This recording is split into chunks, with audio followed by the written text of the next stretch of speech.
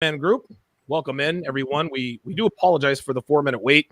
We're all in here geeking out about the new software that we're using. We're like kids in a candy store out here. As always, the Red Man Group is sponsored by the 21 Convention, which is coming up in Orlando this October 21st through the 24th. 24th to 27th. Through the 27th. My mistake. I'm putting the link to get your tickets in the chat right now. The sooner you buy, the more you save, guys. So again, the sooner you buy, the more you save. That's the 21 Convention in Orlando, Florida. Everyone that you see on the screen here, we are all confirmed speakers at the 21 Convention. Of course, Anthony is going to be running the show on that. Joining me, speaking of the Red Man Group, of course, is the man, the myth, the legend, Anthony. We call him Wet Dream Johnson now, right?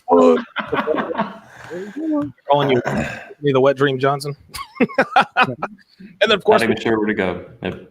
Well, listen, this is what the girls call you when you run that Salt Daddy game on them. And by the way, we got to do an episode about the Salt Daddy game. That's awesome. Yeah, we should get that guy on, Rob, the guy who wrote the book too. He's even better than I am with it. Shit, man. Oh yeah, that's cool. A future topic. Of course, in the house, themanmindset.com. Steve, the Dean Williams. How you doing, man? Yes, sir. What's up? Let's eat. Good stuff, man. I'm actually opening up the phone lines right now. Cool. The phone lines are open. 914-205-5356. Again, that is 914-205-5356. If you have a question, a comment about the topic that we're talking about, or another topic, if you need dating advice, relationship advice, we are all here for you. So today's topic is about nice guys finishing last. Why nice guys finish last, or do nice guys finish last? Now, we're red pill guys, right? And we are certainly, myself, I believe that nice guys finish last, but there are varying degrees to this. It's not just do nice guys finish last. There are nuances, there are levels, there are degrees. So let me start with you first, Steve. What does the phrase nice guy finish last mean according to Steve the Dean, and do nice guys indeed finish last? Hey, Donovan, look, don't you talk about my workers. I don't listen. Let me tell you something. I'm not laughing. Hey, look, I love my Cowboys and I love my workers. And I don't feel like they nice guys. They just got a place in society. Oh, boy, here we go. No, they got a place in society. Somebody's got to buy the meals. Somebody's got to drive a woman around. Right. Someone's got to be a shoulder to cry on. Someone's got to put up a Christmas and Halloween lights. Someone's got to buy her dinners and drinks. Buy us dinner, right?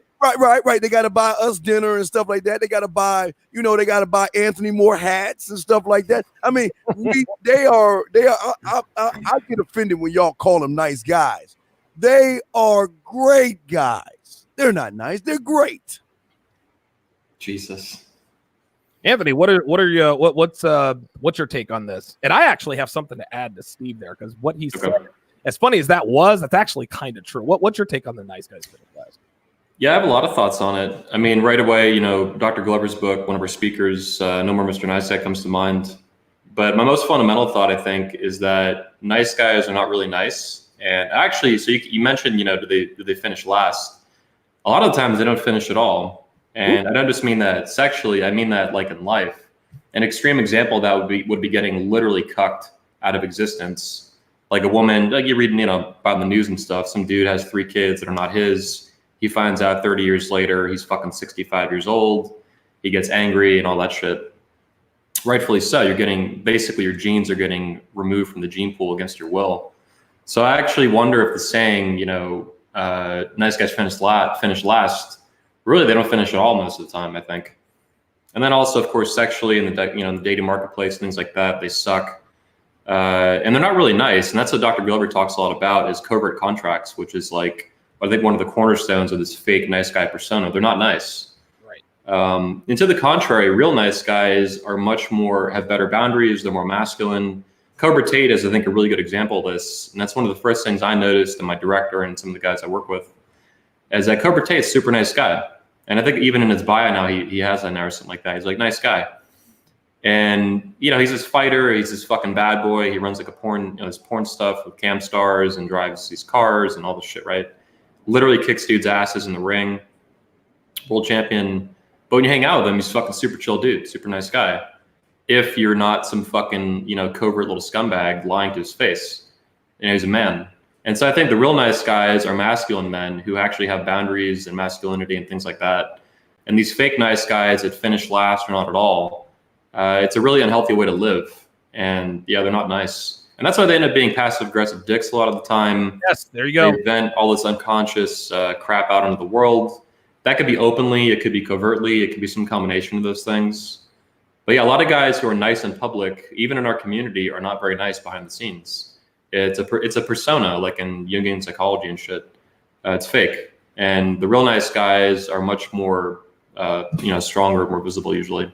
I think Donald Trump, for example, is a super nice guy. Yes. People think he's the biggest asshole on the planet. And I can see why a lot of people would think that, but I don't think that.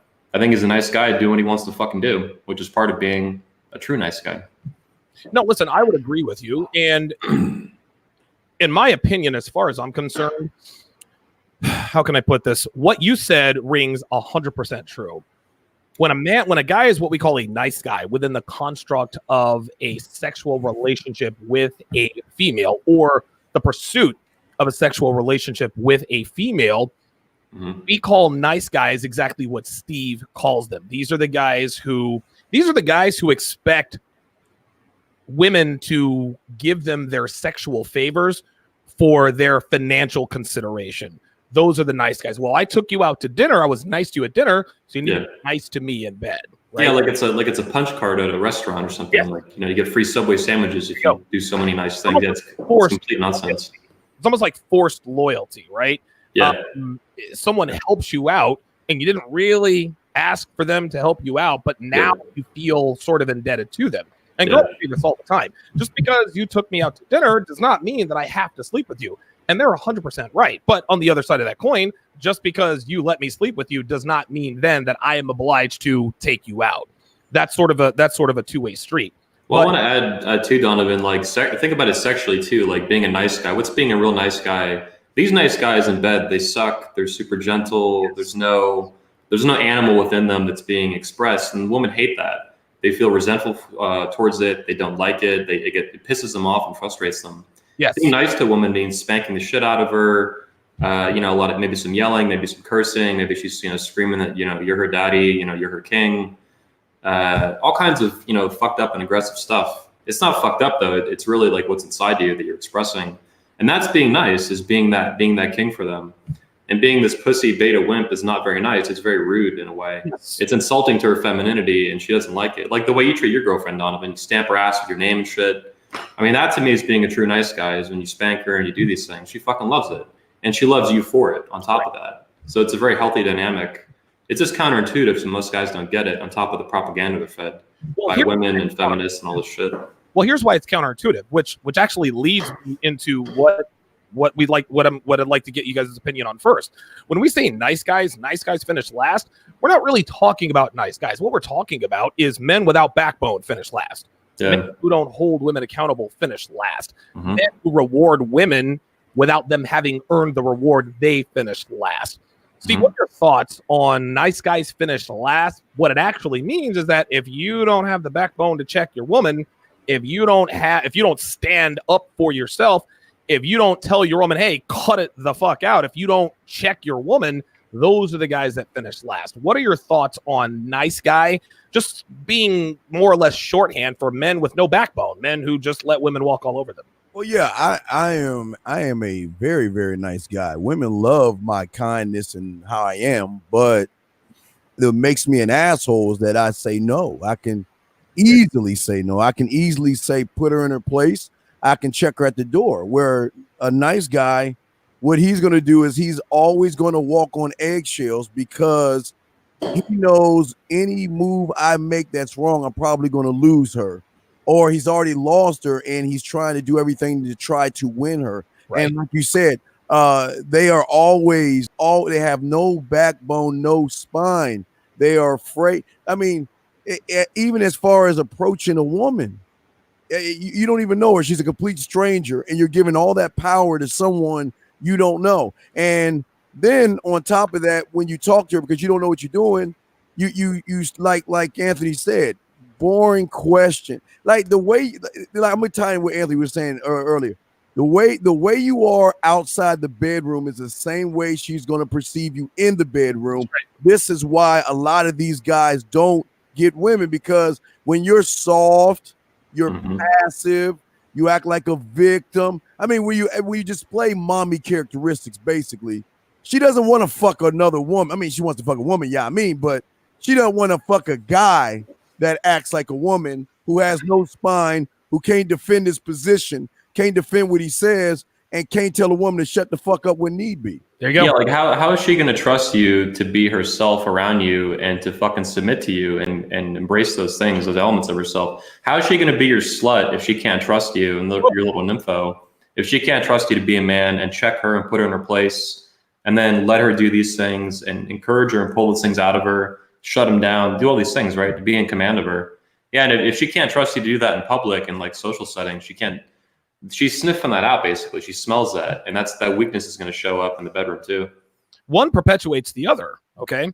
If you don't stand up to your woman in private, if you are afraid to check your woman in private, she definitely doesn't trust you, because she's going to think to herself, well, if he's afraid of me, then how the hell is he going to be able to physically protect me? Now, granted, in 2019, women, American Western women, are rarely in physical danger. Like, as a female's boyfriend or husband, you are rarely going to be called upon, as it were, to defend her person. Okay, because you assault a woman, man or woman.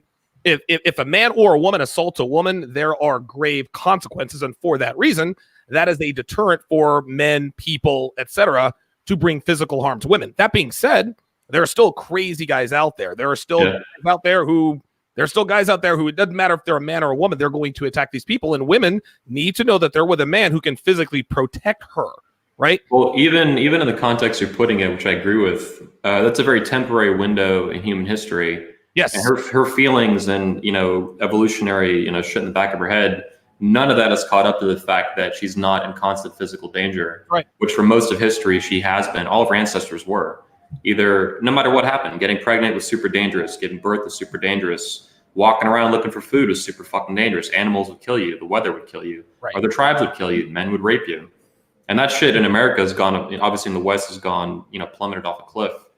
But her brain doesn't know that. So all the feelings, the necessity for those feelings to feel safe and to feel like she's owned and that she can be commanded by this man who has power, those are still necessary. It's in her, and real quick before Steve goes, it's in her subconscious not to be sexually attracted to men who cannot physically protect her.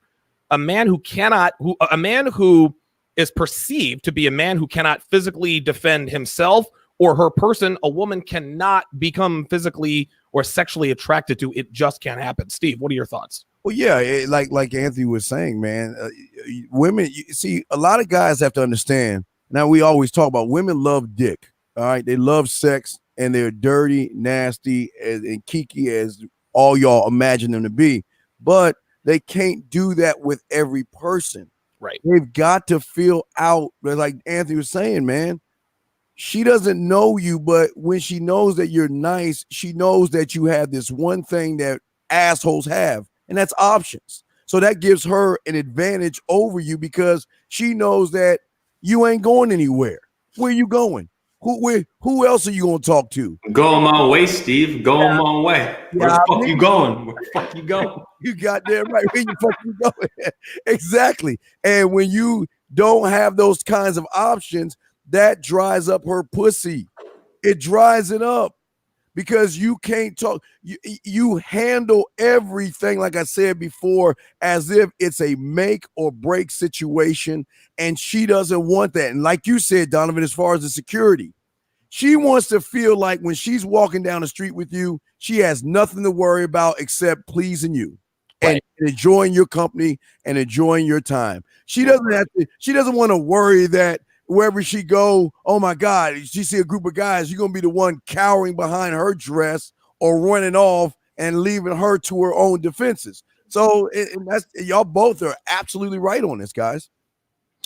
So what I'm going to do, guys, I actually found an article. I'm going to bring it up here. I found an article on a website called Dating Dynamics for Men, and oh, look at this. Oh, look at that. Is actually going to let me put it on the screen. Give me a second so I can Okay, dating dynamics for men. Give me a second. Here we go. Oh wow, this is freaking awesome. Holy shit! This the app. This is crazy. This is listen, forgive us guys. We're tinkering with new software here. But dude, look at this. Look at that. Now, of course, I'm playing around. Now, all of us are on the screen along with this particular article. So the article is called 10 Reasons Nice Guys Finish Last. And like I said, it's on datingdynamicsformen.com. I'll put the link in the chat here shortly. But what I'd like to do is I'd like to read these 10 reasons why nice guys finish last. And I would like all of us to sort of do like a round robin in terms of what our thoughts are on each of those points. Guys, keep in mind, you guys can chat in your questions. You can call into the show, 914-205-5356. Again, that is 914-205-5356. If you're calling from outside of the U.S., dial 001-914-205-5356. And we will get you onto the show as soon as possible. I see a question there by Beach Shucks or whatever. We're going to get to that in just a second. I'm going to go ahead and start this article. We're going to address this first one. So it starts off. It says, after writing my first book, I started getting hundreds and hundreds of email dating questions. And I started to see the patterns of guys who were frustrated and hurt because of their lack of dating success, despite how, quote unquote, nice they were. I know this because I'm a nice guy too, just like Anthony said. Anthony said Cobra Tate's a nice guy. Steve the Dean says he's a nice guy. This guy who wrote this article is a nice guy too. But he says, I found my way through the confusion and I have now compiled this top 10 reasons that being nice won't get you the girl. So this is going in ascending order. We're going to go from in descending order. So reason number 10, lack of leadership. He says, quote, when you're busy asking her, should I pick you up? Where should we go? What should we eat? She's busy thinking, I don't care either. Why can't you just be a man and make a decision for us? The lesson, he says, stop trying to handle her with kitten gloves. Stop following her around like a lost puppy dog and learn to lead. Learn to make decisions. Learn to surprise her. And finally, stop asking her for permission and approval. Most women are very happy for you to lead each date like it's an adventure instead of being asked to drive the bus. Guys, that is rife with red pill truth. Steve, you first, man. What do you get from this? No, I get a lot from that because I always tell guys it's not about the pussy for me. It's about wasting my time. If she's not going to follow my narrative and my agenda and what the fuck I want to go on, I have no use for her. I will throw her ass back into the water and fish the next one right beside her. That's the problem with a lot of guys. They want to do everything they possibly can to try to please her because in their mind or with society or what these TVs and radios are taught them, the nicer you are to her, the more she's going to give in. And if y'all guys do not believe me, I tell you all the time, call your mom up today, tell her you love her, and say, Mom, I met a girl. How should I treat her? And listen to all the goddamn lies from your mother on how to do that. But a lot of you guys listen, but women don't want that. Always remember, women may want you to open doors. Women may want you to buy them a rose and take them out. They want that. But like Donovan and Anthony's been saying, they need somebody. A need is over a want, guys. What they need is somebody that's going to put them in a place and tell them what to do. I'm never going to ask you what you want to do and where you want to go. Well, either you're going to go there with me or I will go there and find somebody else to replace you. Donovan. Anthony, what you got, brother? Just a couple thoughts on it. So one of the things I think that red pill men or any man can forget about is how perceptive women are to see inside of you, to see inside your personality and your psychology and to read your behavioral cues. So I think that's one of the big problems of being this nice guy and doing all this bullshit that this guy's saying, like, where should I pick you up? Where should we go? What should we eat? They see right through that. They see through much faster than you will, right? Especially the nice guys who are oblivious to this, but even if you're a little bit aware of it. So they see through that, and that's unhealthy, and they don't want to be around that. What's the other thing I wanted to bring up with it? Oh yeah, so another thing too that red pill men can forget about. So women have this unique ability to be horrible at introspecting and like seeing some of their own bullshit, but at the same time, they still can see inside of themselves pretty well in terms of knowing what they want. And what they definitely don't want is some little puppy dog following them around. They all fucking know this, like intuitively. They might not be able to articulate it, and maybe they don't need to or care, but they know that. And that's another reason too that you can't be a nice guy like this and do this, this follow around bullshit. And in fact, you should do the opposite. What a lot of the stuff saying, like, should I pick you up? One of the best lines I ever got from one of our speakers was Zamparion, and it was just the idea. And I do this all the time. It's fucking great. And said we should do this. So I don't ask, when I invite a girl over or something like that, I don't say, hey, do you want to come over? I say, hey, we should get together and you should come over. Right. That's what we should do. We should. And it's not this pushy, over-aggressive stuff. It's just assertive. Yes. I'm taking the lead. This is what I want to do. We should grab wine. We should grab coffee. We should, hang out, whatever the fuck. I don't want to give all my moves away in public. But yeah, the should is very positive. And when you put should into a question, that's like the opposite of what you want to do. And so it's not surprising that they use that as an example, I think. But yeah, so for red pill men, don't forget that women, it's easy to look at them and be like, how the fuck is she this oblivious to her own behavior, the solipsism and stuff? But at the same time, they do have an ability to see inside of themselves in terms of what they want and what they desire. And they will viciously fucking pursue that the emotions and the feelings and whatever other needs they want from you. And they're going to be ruthless about it. Hypergamy doesn't care. And that's one of the ways it shows itself in these little nice guy relationships. Listen, what you say is 100% true. And when I have consultation with guys, I tell my guys this. When you're running game on a girl, whether it's, online dating, Tinder, out on the street, coffee shop, casino, whatever, and there comes a time where you are going to get the number from her. Now, Steve and I, we disagree on whether you should get a girl's number or give her your number. That's a fundamental difference between Steve and I, but guess what? Both ways work. My way works better for me. His way works better for him. But anytime you're in contact with a girl, whether you get her number or you give her your number, when you are setting up the date, hey, there's XYZ bar, there's this new XYZ bar in town. I'm going to be there at 10 o'clock p.m. Come with me, right? That's the way I do it. I don't say, hey, are you busy tonight? Or, hey, if you don't mind, no, there is no if, ands, or buts about it. Literally, I'm going here. Come with me. The worst she can tell you is no. The point is just like Anthony said, is you have to be you don't need to be overly douchebaggy aggressive, but by the same token, you can't be passive either.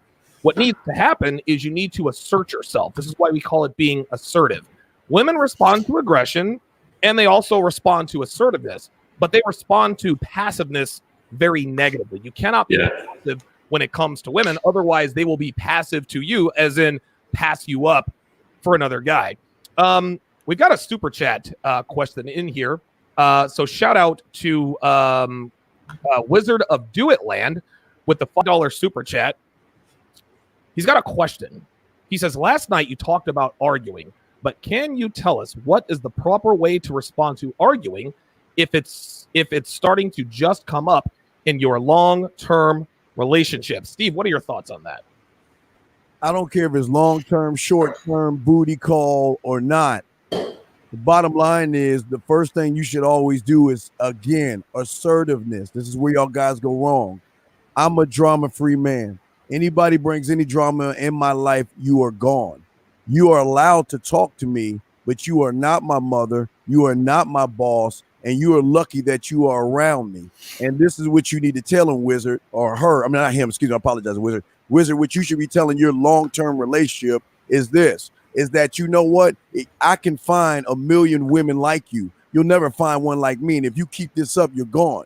Do not talk to me. Do not test me. Do not try me. Because if you do, you're going to end up in the wrong side of the stick. And again, Wizard, I know this might be a little advanced, but I don't have time nor the patience to sit around and have someone talk to me like they're my mother. Oh, absolutely. The only one that can tell me what to do was the one who had me from the time she had me to the time I left her house. She was the only one that could tell me when I can go to bed, wake up, and then when I had to eat.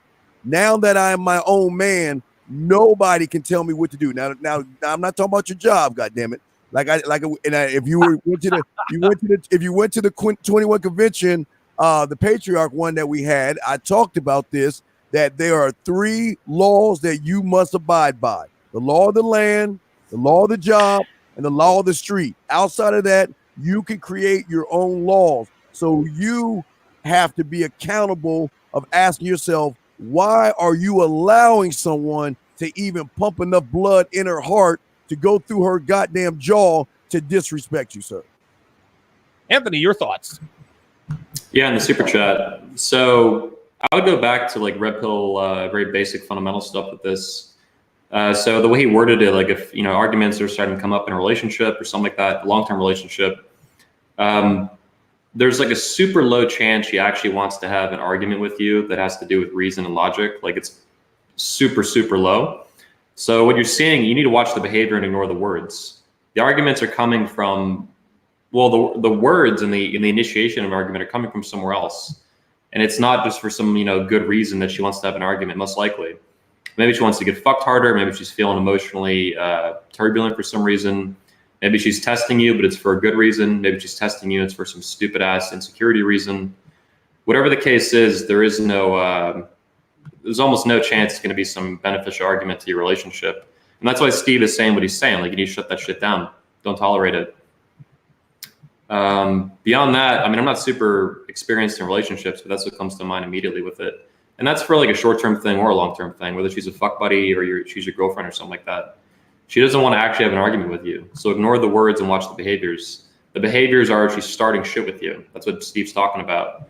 And you need to respond to that appropriately, probably by bending her over, fucking her, and spanking her, or some variation of this. She wants to know, she wants to feel who you are. It's probably emotionally based is what it is every time. Yeah, listen, there's nothing wrong with baring your teeth every once in a while. Mm-hmm. Way too many men are lost. But men don't understand that it's okay to raise your voice at your woman, okay? You can yell at your woman. It's not against the law, at least yet, right? And she may not like it, okay? She might throw a fit. Oh, my God, I can't believe you yelled at me. Hey, listen, you mess with the bull, you get the horns. You don't say some shit like that.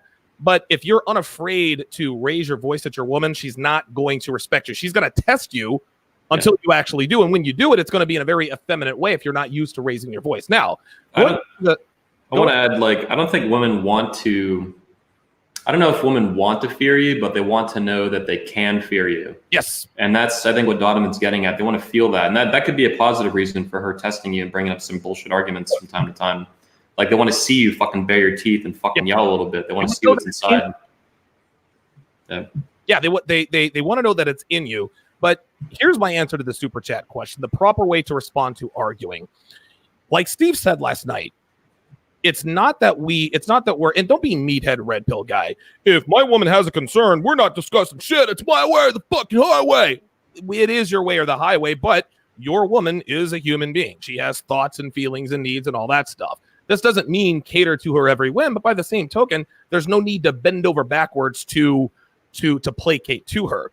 But your woman is going to test you at some point. She is going to try to disrespect you. Again, this doesn't mean that she can't have a discussion with you about something you need to discuss, but an argument is absolutely not one of them. So the very first time your woman starts to get out of pocket, you just look at, like, if she comes at you and says, Donovan, we need to have a talk about da-da-da-da-da. If your woman ever does that to you, the very first time she does that, remain calm, look her right in the eye and be like, watch your tone. Let's walk that back and try it again. But let's act like an adult this time. Go. I want to add here too, Donovan. Women who are more clever, more intuitive, maybe a little bit higher IQ or something like that, they will oftentimes find a real argument, something that's legitimate and that speaks to the fact that they are a human being, that they have opinions and thoughts and concerns and shit. They can use a real argument with real merit as a way to cleverly shit test you and make you fail. Absolutely. This isn't this crazy woman. And so what I'm getting at is that sometimes, and this is difficult for me to learn and accept about the red pill and about women, sometimes they'll have a real legitimate concern and it's got real justification to it, but that doesn't matter because her emotions are higher priority to her than usually the reality that's in front of the both of you at the same time. So what I'm saying is they want, even if it's a real argument in the unlikely event that it is, sometimes they're bringing that up on purpose because they want to lose that argument, because they want to sacrifice for you. Because for most women, that's how they show their love for you. They want to give things up for you. Yes. Assuming it's not some, super crazy self-destructive thing where they're hurting themselves or some shit. There's a point where this becomes unhealthy. But in healthy ways, women want to find things to sacrifice for you that are real. And the fact that it's a real argument that they want to lose, even if it has merit, That's part of the trap.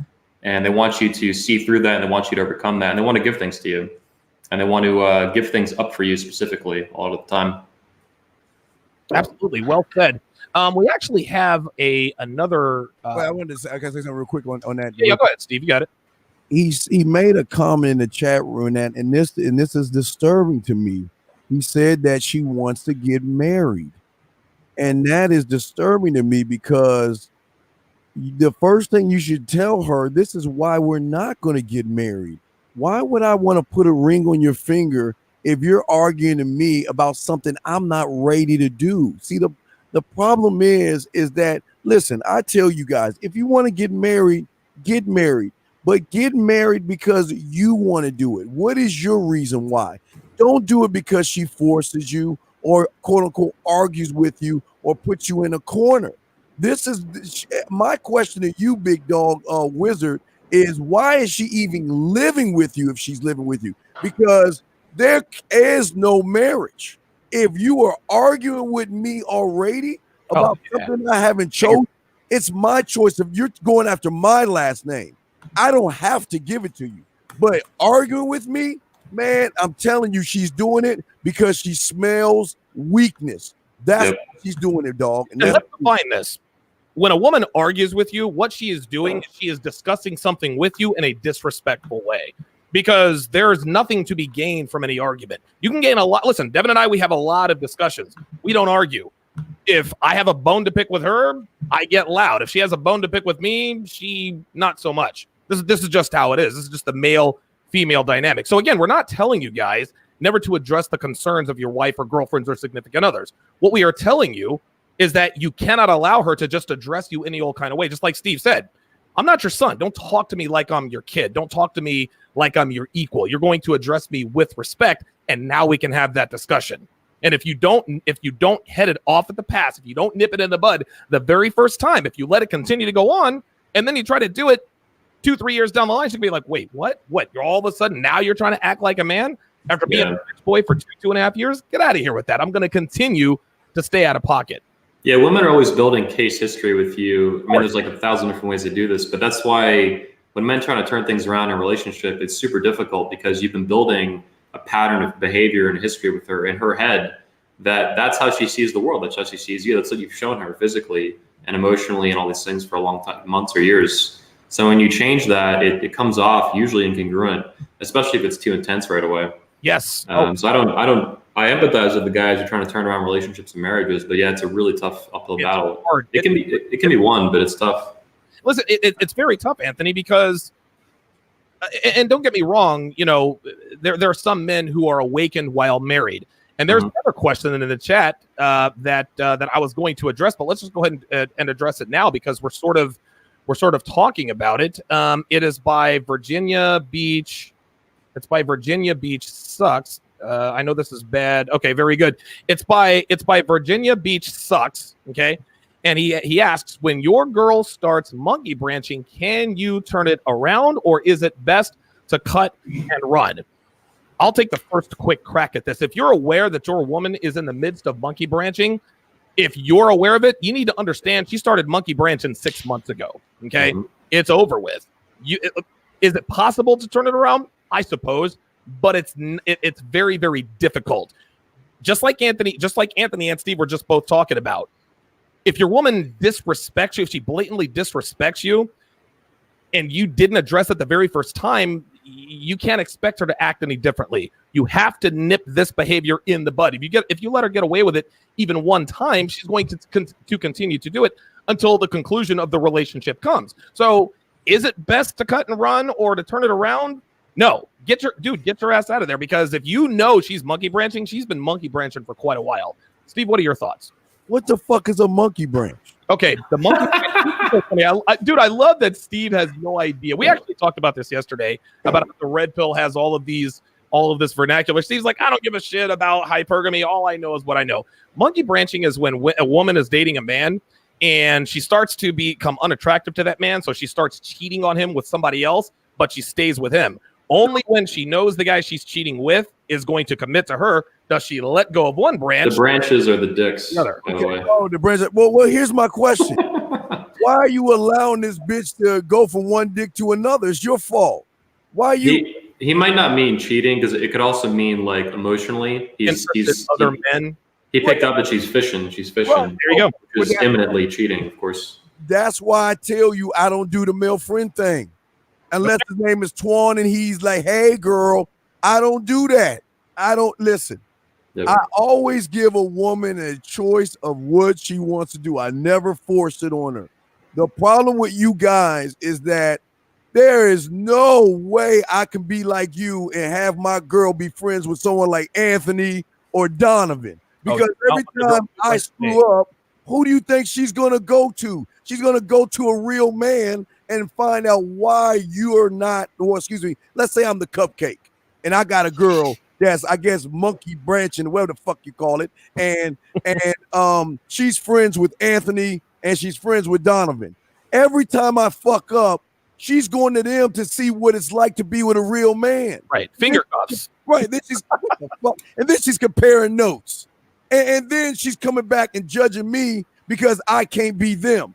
Dude, the first problem y'all have is y'all do not control yourselves. Thus, you cannot control your women because a real woman is not going to go outside the confines of her relationship when she's with a real man because a man gives her everything she needs. Don't get me wrong, she's going to have associates at work, but she's not going to try to sweet talk Anthony or let Anthony do that.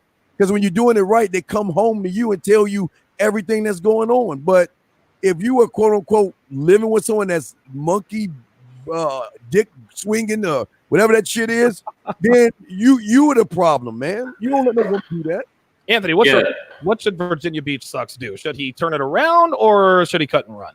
Well, I was actually thinking about the question, was reading it over on screen. Oh, hang on, my camera cut out. I'll fix it real quick. I'll fix it 1 second. You can still hear me, right? Oh, yeah, we can still hear you. Yeah. Oh, wait, where did he go? Nope, he's there. Nope, he's gone. Nope. I guess he's coming back. But he asked a question real quick before Anthony comes back is, see, this is my problem. See, this is what's wrong with you guys. See, this is why y'all act more feminine than masculine, because you're saying all this stuff about her monkey branching, and then all of a sudden you said she has baby rabies and all this other stuff. Then why are you with her? Why are you even? It's like you with her, but you want to sit and complain about her because she ain't doing what you want or something. Well, here's the thing. I don't quite understand the statement. He said, I'm not concerned about moving on. She has baby rabies and I don't want marriage. What is that? So, it's confusing to me. Right. You said you're not worrying about, and again, I just need more information here so we can give you the proper information. Tell him to call in. Well, you're going to have to call in to give a little bit more detail, but you said you're not concerned about moving on. You or her? Like, do you want to, like, put it in the chat, VA Beach Sucks. Are you with her and do you still want to be with her? Yes or no? And I think at that point we can probably give him the proper information here. Let me add Anthony. Okay. Cool. If she has baby rabies and doesn't want marriage, why the fuck are you with her? That's the problem with y'all guys. Y'all want to. It's like I saw a meme called an asshole. And an asshole is someone that asks a question. Then when you give them the fucking real answer, they still don't do the shit or they question what you say. Yeah. Why are you with somebody? You want to sit there and say she has baby rabies and don't want marriage. Then why the fuck are you with her for then? What it comes down to, like Steve says, listen, if you like the girl, it's okay to admit it. Like nobody's judging here, but we need to know what's going on. Are you with her and do you want to remain with her? Because you put the question in the chat. So obviously you're concerned about her. There's no need to pretend that you don't like her. So you got to be honest and you have to be thorough. Anthony, what are your thoughts on this? What I wanted to add earlier, looking at his original question, was that I see an educational opportunity for him, and so giving him an immediate answer, it's fine, but it's like he needs to look at his own question and why he's asking it in the first place. That her behavior is giving him feedback to his behavior. Most likely, it's his fault this is going on. It's possible she's some crazy clusterfuck, or she's been super indoctrinated by feminism. But most likely, it's just the way he's behaving that's causing this. And he's not. If she has real expectations like baby rabies, biology, she's just hitting the wall and she's freaking out emotionally or whatever the fuck. These are, feedback mechanisms that he needs to respond to, probably by leaving at this point. But even in general, if his next chick monkey branches, that's not a repeating pattern of behavior he's getting with his women. And there's only so much of that you can dump off in Western culture. By and large, it's going to be your fault. It's going to be your fault in terms of your behaviors, and she's responding to them. And if you had her ass on lockdown, that would not be happening. If you were being the man that you want to be and satisfying yourself, she would be satisfied too. And there's a low chance that she'd be doing this behavior. It's still always possible. Women, do crazy ass shit. And human behavior itself is complex, and anything can happen in a relationship, especially over a long period of time, months and years and stuff. But yeah, most likely, as Steve says, it's his fault that it's happening. He needs to understand why it's happening to learn about life and masculinity and about women. And that's an educational opportunity, the fact that it's happening, even if it sucks or it's annoying and stuff. Okay, we've got another super chat question here. So big thanks to Sam Whiskey with the $2 super chat. He asks, why do mothers boss around their grown sons? Please, gentlemen, please. Let us learn. I'm not trying to bag on you, Sam, but let's learn the difference between there, and there. That's a pet peeve of mine. But what's the answer to that? Why, Steve, do mothers boss around their grown sons? You notice that a lot, particularly in the Black community. Because these boys still have the umbilical cord attached to mommy. You've got to stop relating to mommy. You got to cut the umbilical cord. You got to be man. See, the problem with y'all guys is that even in the Black community, some of y'all want to date snow bunnies. Like my boy Anthony now talking about Poland. Some of y'all want to date snow bunnies. But y'all won't do it because you're afraid of what mom may think. That's right. Mom tells you who to date. Mom tells you what to wear. Mom tells you how your clothes should be. Mom tells you what your furniture should look like. How you should have. You need to set your motherfucking mother aside and tell her, no. You can no longer tell me what to do. I love you enough to tell you this, and I love you enough to not talk to you if you keep this behavior up. This is y'all's problem. Y'all are relating to mommy too much, and you're letting mommy play daddy and mommy to you, or boyfriend, or it's some weird thing y'all allow your mothers to do to you. Cut the umbilical cord. Tell your mother I love you, but stop telling me what I can and cannot do. Stop judging me, and stop trying to tell me how to live my life. That is what men do. You gotta sever the cord and become your own man, Donovan. Excellent. Anthony, what are your thoughts? Why do you feel like mothers boss around their grown sons? Yeah, I got plenty of thoughts on this one. So, right away, that strikes me as unhealthy behavior. So not only obviously between the two of them, but she has an unhealthy relationship with men. If she's bossing around her own grown sons who are 20, 30, 40 something years old, there's something wrong there in her that she never resolved or healed. She got burned by daddy, got burned by men when she was younger. Who knows, right? There's a lot of things, that can happen. Even just things like death. Maybe she was young and her dad died of cancer or something like that. Who knows, right? And that left a scar and a wound that's expressing itself through the son and the relationship there. But I also fully agree with what Steve is saying. You need to shut that shit off. If you're a grown man, you need to act like it. You are your actions much more so than what you think. So you need to cut that shit off in action. And you can tell her that if those things are true, that you love her and you care about her, and also I'm not going to take your shit, leave me the fuck alone. Those are mutually compatible and complementary. They're not exclusive to one another. You don't have to curse like that if you don't want to, obviously. It's your mother. But that level of intensity needs to be there if what she's showing you and the way she's behaving towards you is that controlling and not uncalled for. I would also say that a mother who's bossing around a grown son, that's a form of, you're an adult at that point, so you're past childhood, but that's like a form of maternal neglect. She's neglecting you as a parent to set you free and to leave you alone to be a man and to respect you as a man, as an adult. You'll always be her baby. She made you. You literally came out of her, most likely, unless you were cut out by a doctor. In either case, she grew you from scratch with your father's seed. But in terms of not allowing you on her own to be a man, that's a problem. And that's her failing to be a mother to you in some significant way later in life. And that's unfortunate. You need to watch out for that, not just with yourself, but also any children you end up having, your grandkids and stuff. You don't want that behavior, bumping off to them when you're not aware of it in the moment. Right. Yeah, my answer to that is this goes back to red pill truth. A lot of men are hesitant to acknowledge red pill truth because they don't want to believe that the red pill female nature extends to their mothers, their grandmothers, their cousins, their aunts, their sisters, their own daughters in some cases. And when men are hesitant to acknowledge red pill truth, this makes them susceptible to being bossed around by their mothers. Now, a lot of professional athletes, a lot of black professional athletes, they're bossed around by their mothers all the time. I think they call them sunsbins or something like that. You can probably Google that. And there's all sorts of examples, stories about professional athletes who are literally run by their mothers. The main answer is, why do mothers boss around their grown sons? Because mom did a shitty job raising their sons. That's why. If your mother is able to boss you around, then she did a shitty job raising you. Which again points the immutable truth that we all talk about all the time. Women cannot raise men. Okay, they can raise adult men. They can raise adult males. They can't raise men. They can't. They are incapable of doing that. So if you're in a position where your mother continuously bosses you around, if you're asking her for permission to do or to think something at the age of 34 years old, that's a bad reflection on you, and it's a bad reflection on her.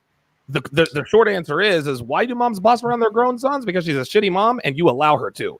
I love my mother, but guess what? I don't let her boss me around, right? Like, that's just, I love my mother, and, you know, I'll talk to her and wish her happy Mother's Day and all that stuff, but I do what the fuck I want to do. And if my mom is disappointed, well, I'm very disappointed in you, Donovan. She's told me that a lot. I don't care.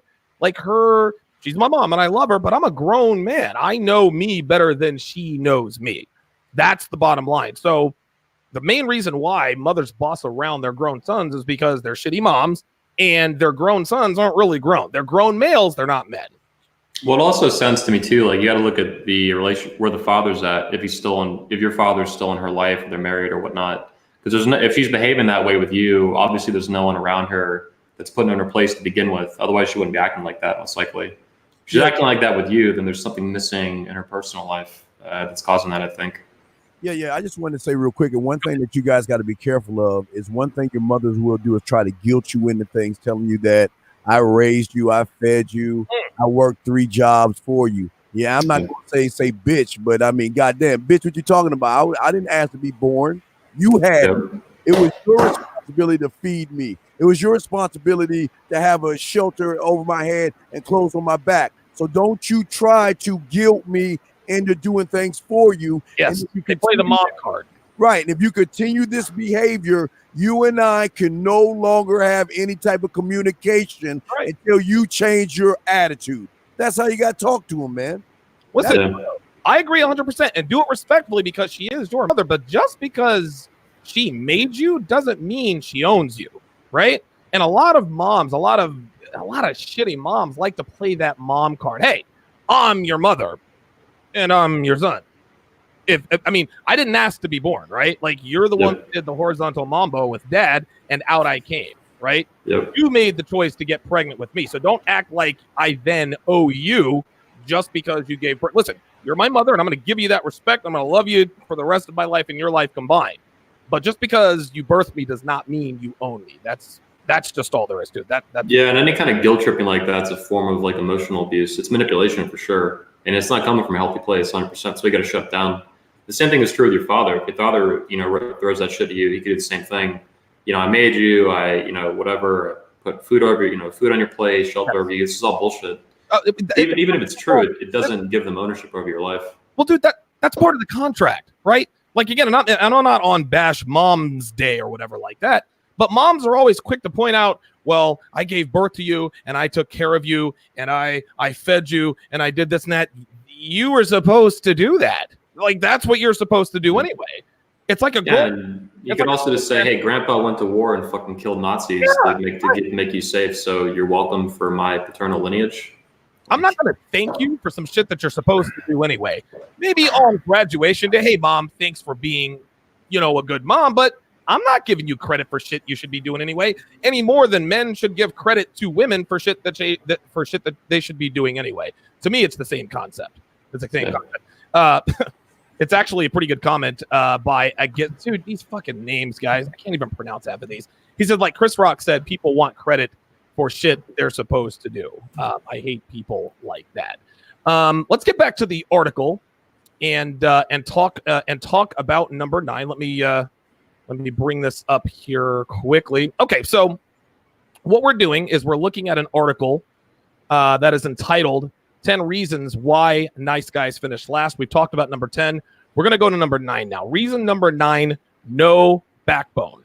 He says, quote, when she freaks out for no reason in a rude or arrogant way and you apologize and tolerate her behavior, you're a doormat that she doesn't respect, but you accept her bad behavior just because she's hot.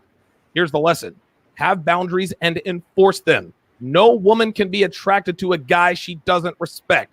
If you let her walk all over you simply because you're desperate for her to like you, then you have already lost her. Being nice won't buy her respect, but standing up for yourself will. That's 100% red pill truth right there, Steve. What are your thoughts? She knows that you're weak as soon as you approach her by everything you do. She just needs a reaffirming of that by shit testing you to see if you're the one that's going to apologize. She fucks up and you're the one apologizing. You're the one handcuffing, helicoptering, and being insecure. Always want to know where she's at, what she's doing. Why ain't she talking to you? Why is she doing all this? Man, she doesn't want you. And don't get me wrong. She may date you because of your nice car, your clothes, and money that you can do for her. But don't think she ain't talking to Anthony on the side. Don't think she ain't texting Donovan on the side, because these women need a balance. Whatever you're not giving her, she is going to go somewhere else and look for it elsewhere, gentlemen. Absolutely. Anthony, what are your thoughts on number 9? Not much to add on top of what Steve said. I mean, You need a backbone in life, and women need that backbone. They want you, the way we say this in the red pill and the manosphere is they want you to be the rock. They don't want to be the rock. They hate that because they're not. Women are emotional roller coasters, both biologically and like psychologically. It's not what they're attuned to do, is to be steady and to be calm. And part of being steady and calm, a major component of it is having a fucking backbone. A masculine backbone built on masculine virtue, like strength, courage, mastery, and honor. So if you don't have that, I mean, that's a big turnoff, a huge turnoff. So you have to have that for yourself first, and for her second. She needs that, and it's not negotiable either. Like if you don't have that, I mean, you can have relationships. Men and women have relationships where the woman has the backbone, the man doesn't, and that's like super unhealthy and unnatural, and it makes everyone miserable and fucks everything up. So have a backbone. It'll make you a lot happier. It'll make her happier. It'll make her ride your dick and get wet. Yeah, right. She'll test that backbone out. Listen, this is what we talked about earlier. Being a nice guy is just shorthand for saying you don't have a backbone. You let her walk all over you. And he nails it on the head. The reason why you put up with her bad behavior is because she's hot. Well, wait a minute. Why would he do that? Because you don't have the abundance mindset. You have a scarcity mindset. You have to understand, guys, she is not one in a million. She is one of a million. Steve said it at the top of the show. I can replace you with 5 other bitches right now if you don't watch yourself. Women need to understand that. You can either, now I'm not one to say stuff like that. I endorse showing it with your actions. She knows that with your actions, she can and will be replaced. And you do this by having backbone. Your words can be interpreted as actions, especially if there's emotional intensity and tone to it. But I agree with you, Donovan, that more physical actions and behaviors and like life choices they're more effective. It's how she's going to read. Like verbally is not how they want to communicate usually. They want to communicate through body language and through life. They want to see for real, like the demonstrative stuff that you do.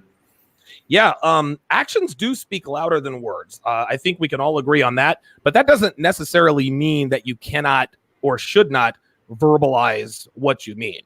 Because sometimes the spoken word can have a very profound effect on a woman's psyche, just provided your frame and your game are on point and top notch. All right, there can be real quick too. There can be big overlap on that. Like this is years ago at this point, but when I had my thing with Medusa that split, and then the video and all that shit came out, obviously you see a whole video that has these views and whatever. It's pretty long. It's like almost 2 hours, some shit. That's all words, right? But more importantly, what she saw in action was the ability and then the will to actually produce that video, give that presentation, and put it out to the world. So that's I think a good illustration of like words that are actually more importantly interpreted as actions. And that she's crazy or whatever, who cares? But that's like a large scale version of that. But even in a smaller version of it, it's kind of the same thing. Words can be actions if it's in the right context and there's the tone and the force behind it. They want to feel the power behind it, basically, and the emotions. Yeah, absolutely. A lot of guys take I like the strong silent type. Well, my girl likes the strong silent type, so I don't say a lot. No, what you're doing is you're covering up your fear of verbally checking your woman, which absolutely needs to be done. You verbalize the intent, okay? You enforce it with your actions. That's generally how it works. Let's move to number 8. The 8th reason why nice guys finish last is you make excuses. He says, quote, you sit at home pouting that you're not rich enough or thin enough or pretty enough to meet and attract the type of women. Okay, you can tell this guy, English is probably not his first language. Rich enough, built enough, or good looking enough to meet and attract the type of women you really want. This prevents you from walking over to the women you see simply because you already assume that you're not good enough. And while you're sitting there hating the bad boy who's talking to her, he's thinking she's cute, but is she worth my time? Steve, that's right out of your book. This guy just plagiarized you. The lesson: you need to understand this if you ever wish to pull your dream girl. Her preferences don't matter. If women only dated pretty boys with money, most women would be single. Wow. It is how you look. It's not how you look that matters. It is how you make her feel that matters. There is a huge difference between being good looking and looking good. God damn. Steve, like, this guy sounds like he watches your show, man. What are your thoughts on that? I get so tired of guys acting like women.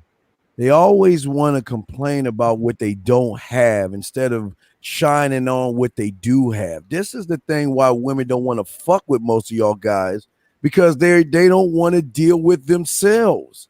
They love bitching about their dress sizes and I'm not this and my titties are too small and I feel bloated and all that other. That's how women talk. But when you start acting and talking that way, why would she want to be with herself like that? Right. She doesn't want to be with herself. And if you are saying all those things, then sit your ass on the sideline or hold her legs up while Anthony sends her dick pictures and pile drives her. I'm just fucking my dog, Anthony.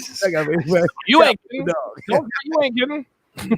That's real. But I'm just saying, though, at the end of the day, this is why y'all lose. Y'all are acting too much like women. And just enjoy what you have. And if you can change your body, which you can do, you can work out and change your body if you choose to. You cannot change your height, because you know what I saw? I fucking saw something on Facebook that almost made me throw up. They got this shoehorn thing that you put in your shoe to give you a few inches of height. Don't you do that shit, guys. What?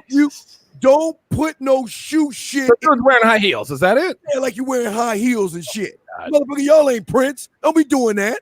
So what I'm saying to y'all guys is that you got to accept what you have. Once you can accept it, then you can move on and be better, guys. Listen, I agree with that 2,000%. And again, you guys have to understand, you can only control the things that are under your direct control. You can't control the way you look in the face. You cannot control your genetics. You can control the physical condition that you're in. You can control your financial status, and you can control your frame and game. This is where, see, again, just like Steve said, it is very, very feminine to worry about the cosmetics. And listen, I understand that guys worry and they're insecure about the way they look. This is part of the human condition.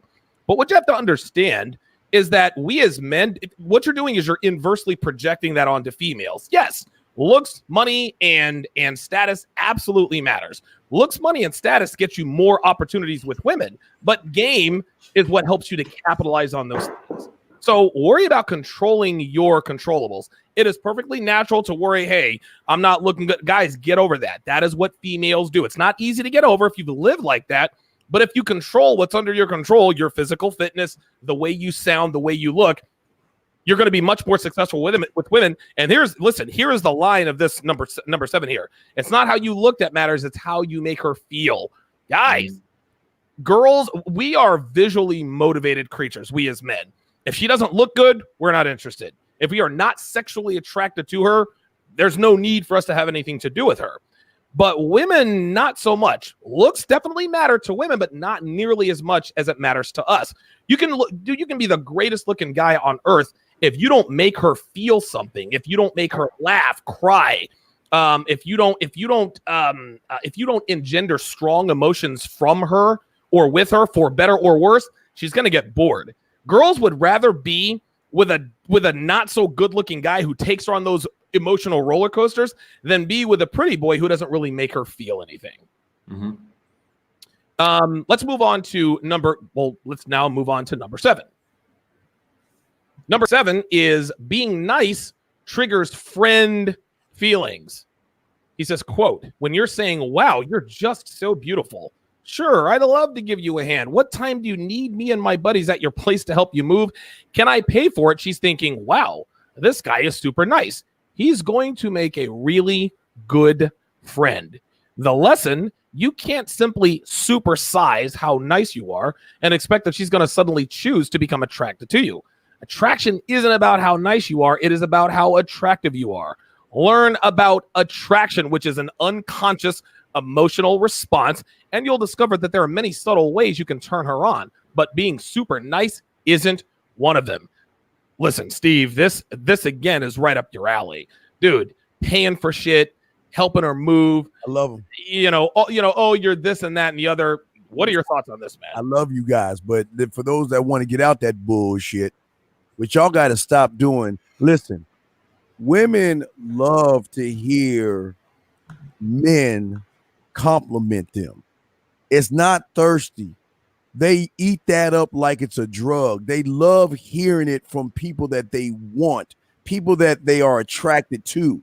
But the problem is you guys are going for likes. And the problem is all you guys do all the time, you'll do anything for her. You're always seeking permission. You're always tolerating her disrespect. You're always available. You're always putting up with her bullshit. And why do you think she wants to be with someone that weak? Think about that, man. Anthony, what do you got on that, fam? Yeah, I got some thoughts on this that I think will be pretty fun for the audience. So, in the way this example is putting it, you're just so beautiful. I'd give you a hand. What time you need me and my buddies? I mean, holy shit! Now you bring buddies. Can I pay for it? It's what that's illustrating is like super excessive giving. And women do want you to give them some things like dick, like attention, dick being like a form of attention, right? A super physical one. But more importantly, what's been much more of a positive influence on my thinking with women after finding the red pill and the manosphere and stuff is women want you to take from them, which is counterintuitive, especially when you hear for years in the pickup artist community, like give, be a giver and all this bullshit, give value. Women want you to take. They want you to take control. They want you to take their heart. They want you to take their soul. They want you to take their body. They want you to take basically everything from them if you can get down that rabbit hole enough. And that doesn't mean like this domineering, over-aggressive, like weird shit. It's a very genuine thing when it's done right. And even this could even be like if she's fantasizing about being impregnated by you and stuff, what does that really mean? It means she wants you to take her DNA and make a fucking kid with it. So women want you to take, and when you're super nice and excessively giving all this stuff, that's the opposite of taking. They want you to take from them in ways that they want to give you. So they don't want you to like probably take money from them and all this shit, right? Right. But yeah, women want you to take from them, and giving and being excessively nice is the opposite of taking. And that's exactly what that guy's not doing. He's not taking her in the way he wants. He's just endlessly giving her shit, hoping that it'll pan out to her riding his dick all of a sudden. It's actually the opposite behavioral pattern of what gets guys laid. Guys who are alpha assholes, they use her time the way he wants to. They use her body the way he wants to. Right. He talks to her the way he wants to because he's taking control of the interaction, whether it's in the bedroom, whether it's a social conversation out in public they just met, whether it's taking her on a date and taking her through this emotional night process or this whole little journey, even if it's just 2 hours and then you guys end up banging or something, or even 20 minutes or something. Even, I've been girls in 10 minutes flat that walk on my door, like right over the left here. And that's been like this whole little, thing for me to figure out how to do. You don't need to do that every time, obviously. But that's a small and a very rapid example of me taking what I want. And they fucking love it. They're absolutely livid with it. You can see the joy in their eyes when that's done properly. When some dude actually knows how to do that and they're like, holy fuck, they fall into that frame because you're taking lead. And even look at leadership. What is leadership? We call it taking lead. That's right. You're taking a lead, yes. And they want you to do that. And that's the opposite of what feminism and blue pill propaganda has taught men. to give your time, give your attention, give your money, give your resources, give your friendships, anything and everything to her. That's not what she wants. She wants to give her heart to you and to give everything to you. Even if it's just for a night or if it's for years or for a lifetime, they want you to take that shit too. They don't just want to give it to you. They want to give it to you when you fucking take it. It's a beautiful thing. Put it in Steve the Dean Williams terms. Beautiful thing, baby. Say y'all mean behind that, brother. Yeah, mean, son. Yeah. All right, let's get to a question here in the chat. Beta Male Strategies wants to know, what do you do if your girl caught you lying and she has a legitimate reason to argue? Steve? I would say I hope that girl calls me up and tells me that you lied to her, and I'll be happy to let her know that you'll never have to worry about me lying to you because I'm a real goddamn man and I don't need to lie to you. This is the problem with y'all guys. Why do you have to lie to something that bleeds once a month? Dude, I will never understand that, man. So you need to explain to me what the lie was and why did you feel that you had to lie to somebody? And female strategies, put that in there, man. Why? Right. And why did you lie about it? Yeah, why did you lie? Oh, my bad. Go ahead, Steve. I know you're done. No, I'm sorry. I'm just saying. I just want to know what the lie is first, because I want to know how big the lie is before I say something. I like to know what it is. Gotcha. Yeah. Anthony, what you got on this, man? Yeah, I mean, like Steve's saying, if you're lying to women, like, you need to check yourself. Like, why are you doing that? I don't know if you need to immediately shut it off. Like, there's probably a whole series of fucking motivations you have for doing that, regardless of how big the lie was or how small the lie was. But in terms of her, having legitimate reason to argue, look, man, at the end of the day, the feelings are what matters to her. And there's almost no limit, maybe there is no limit to how important her feelings are to her. And if she feels that aroused by you and is that emotionally attached to you and connected to you, she'll forgive basically anything. And so that's kind of the legitimacy portion of that doesn't really matter because that's not that important to her. The emotional responses are what matters to her. She's probably hurt, because you lied to her. There's a lack of trust and maybe, comfort in that. You've broken rapport is what you've done. But to her, you gotta think in her shoes, and her shoes are emotional shoes. They're not logical, rational, legitimate reasons to argue. Women don't want to argue, especially not. They might argue amongst each other and backstab each other and all this bullshit, right? But with men, they don't want to argue with you, even if it's a legitimate reason. They want to be dominated. They want to be led. They want to know that things are okay. Maybe they want to be scared sometimes a little bit, and that could be one of the things going on. But yeah, the lying itself, you're focused on reality is what that tells me. Like, you lied. Okay, why the fuck did you do that? But you lied about something real because it sounds like she has a real reason to argue, right? But that doesn't matter to her. Her feelings are what matters to her. And her feelings are not reality. They're responses to reality. So you got to put yourself in her shoes and understand that that's her position on it, is the feelings and the emotions are always higher. Like earlier, and I think number 9 or whatever the fuck it was in that little list, I wanted to say that, even the biggest gold digger in the world is still obsessed with emotions, and that the gold digging, and even if she's a crazy clusterfuck or whatever, it's still emotions, and that the depth of that is limitless. And same thing here, some argument or some lying and all this bullshit. It's still emotional to her primarily, and the facts of it are going to take a backseat to that most likely. Well, to me, there are 2 main reasons why men lie to women. From a pickup standpoint, if you're courting a woman, if you're lying to a woman about who and what you are, this means that you shouldn't be out talking to women. And the reason I say that is because if you feel like you have to lie to women about who and what you are, then your value is not high enough. You can't simply stand on your own merits, right? You got to tell girls, yeah, I own a yacht, or I know this guy, or I make this amount of money. Even if what you're saying is true, even if you're leading with your wallet and tell a woman I make $250,000 a year, even if that's the truth, you got to stand on your own 2 feet in terms of your manhood. I always say this: discovery is better than disclosure. Don't tell her you make $250,000 a year. Let her discover. It's gonna have a much more profound effect. But a lot of men lie to women in the beginning to try to impress women. And if let's clarify here too, though. He's saying your girl like relationship. Well, no, I'm getting that actually leads me to number 2. Okay. The second main reason why men lie when they're in relationships is because you are afraid of your woman. Okay. The reason you lie to your woman is because you're afraid of her response, right? You're afraid to tell her this tastes bad or you look bad in that. Or I don't know, maybe there was cheating, whatever the case may be. And if you cheat, don't get caught. That's always rule number one. But the main reason men lie to their significant others is because they are scared. They're scared of the reaction. And women know this. If you lie to your woman about something, from something serious all the way down to inconsequential, she's going to think, dude, if this guy lies to me, he's afraid of me. And if he's afraid of me, I can't respect this guy. It needs to be said too at the same time that, you know, for whatever reason, some dudes are just more manipulative than others. This is how they operate and shit like that. At the end of the day, man, look all over Instagram, and Facebook, and millions of women who go through these relationships over and over and over again with liars and cheaters. The harsh truth is that women love liars and cheaters. Yes. It's like a love-hate relationship, and they just keep going through it. And one of the reasons for that with lying is a power move. It means you've acted, it's a dishonest scumbag kind of thing to do, but you've acted in a way that has exerted power on her covertly behind the scenes, which is kind of womanly and feminine and shit like that. And that has its own issues. I think that's what Steve hates about it, and rightly so. It's not masculine to do this, but women respond to it. Is the reality of it, regardless. Yeah. For whatever fucking reasons, evolution or whatever, they love liars. And that's why if you look at some hot girl's Instagram, she dates dudes, the same dude over and over again, usually the same character. Slightly different body composition from dude to dude. The lying, the cheating, the food, it's all the same bullshit over and over and over again. They're stuck in a stupid behavioral pattern is what it is. Right, here's my question. Did he even answer what? See, this is my problem, A1.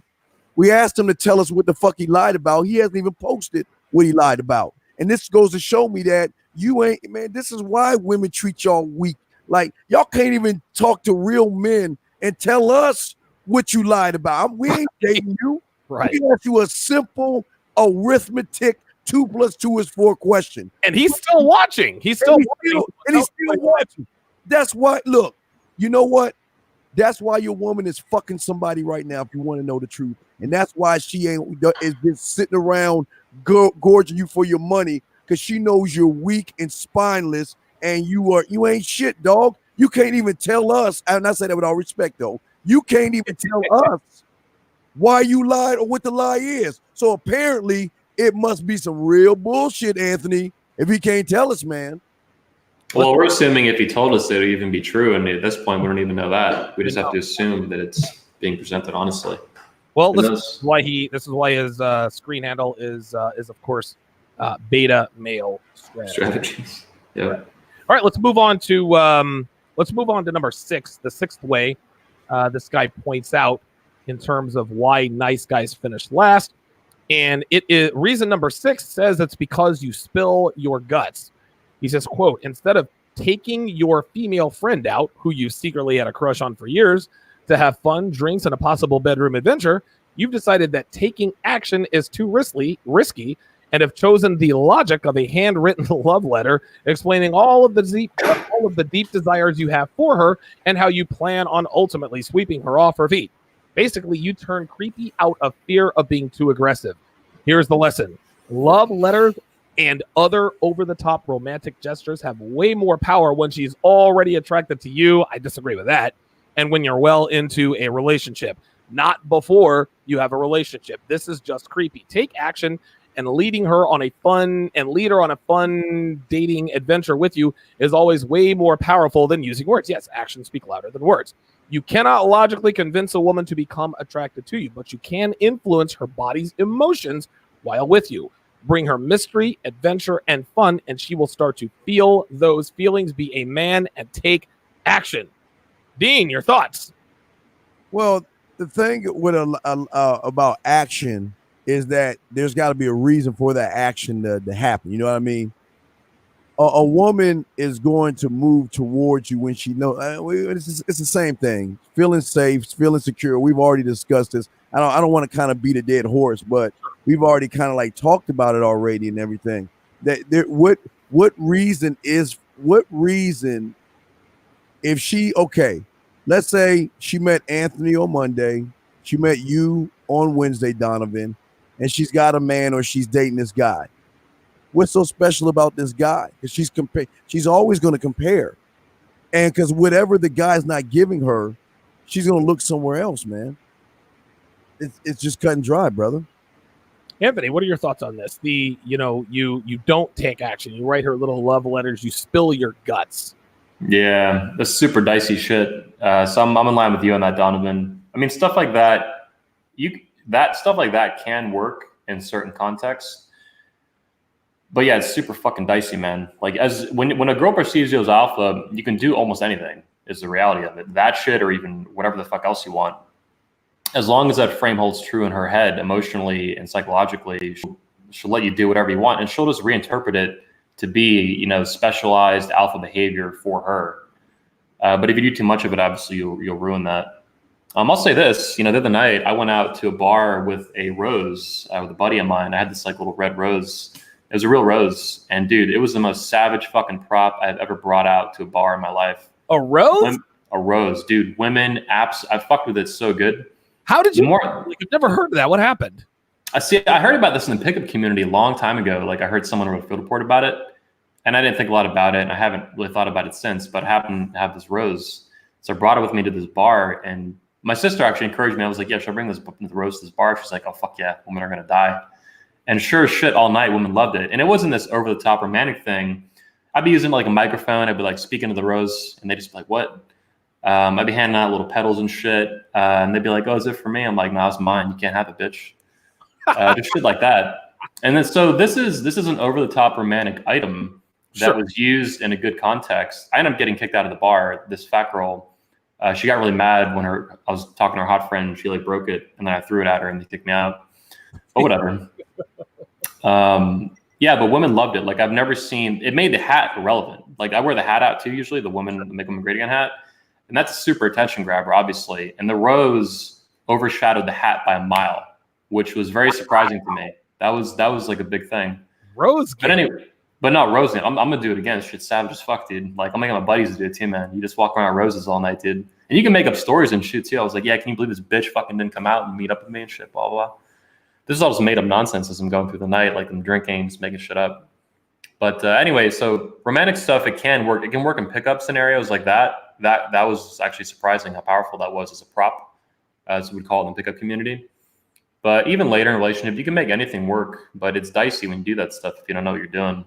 About that and I'm not the average dude. Like I've been through a lot of stuff to pick up. So right, we're gonna switch gears here, guys, and we're gonna talk about something that Alan Roger Curry talked about on Twitter. Alan Roger Curry has officially separated himself from the quote-unquote manosphere because the manosphere the manosphere has always been under a microscope for many, many different reasons. But we had 2 mass shootings within a 48-hour period last weekend, and so articles like this are starting to make their way around the internet. And I'm just going to read a little bit of this, and I just like us to have sort of an open panel discussion on the implications of this. What do we do? How do we tell people, hey, the manosphere is not a bunch of misogynistic assholes who want to kill women, but we love women very much, but this is what we're about. So this article was posted on The Atlantic, and the title, it was written by Helen Lewis. It was published, what is this, August 10th. It was published just a few days ago. It says, to learn about the far right, start with the manosphere. The underscores the sexist world has become a recruiting ground for potential mass shooters. Dude, that in and of itself is very, very dangerous. So let me just read the first couple of paragraphs here, and we'll just wax poetic on this. She says, quote, most mass shooters are men. Sophie Walker, the former leader of Britain's Women's Equality Party, tweeted that fact as soon as 51 people were killed by a gunman in Christchurch, New Zealand. In response, she was deluged with angry emails and accused of playing the gender card. A BBC journalist told her, not sure now was the right time to make this about gender, Sophie. Only she did not, quote, make this about gender. The shooters themselves did that, the article says. The idea that feminism is decadent and destroying Western civilization. The idea that woman's natural role is to have children and to be subservient to men. The idea that strong men are needed to save the world through violence. All of these arguments are found across extremist websites and in the words of shooters themselves. Anti-feminist rhetoric is a powerful gateway to violent white nationalism, and it is calculated to appeal to the demographic overwhelmingly responsible for mass shootings, young white men. These are pretty damning. These are pretty damning statements here. And listen, I don't want us to get into semantics. I don't want us to get into hyperbole, but the author here does make a point. It appears that the demographic that is overwhelmingly responsible for mass shootings are young white men. This is just how it is.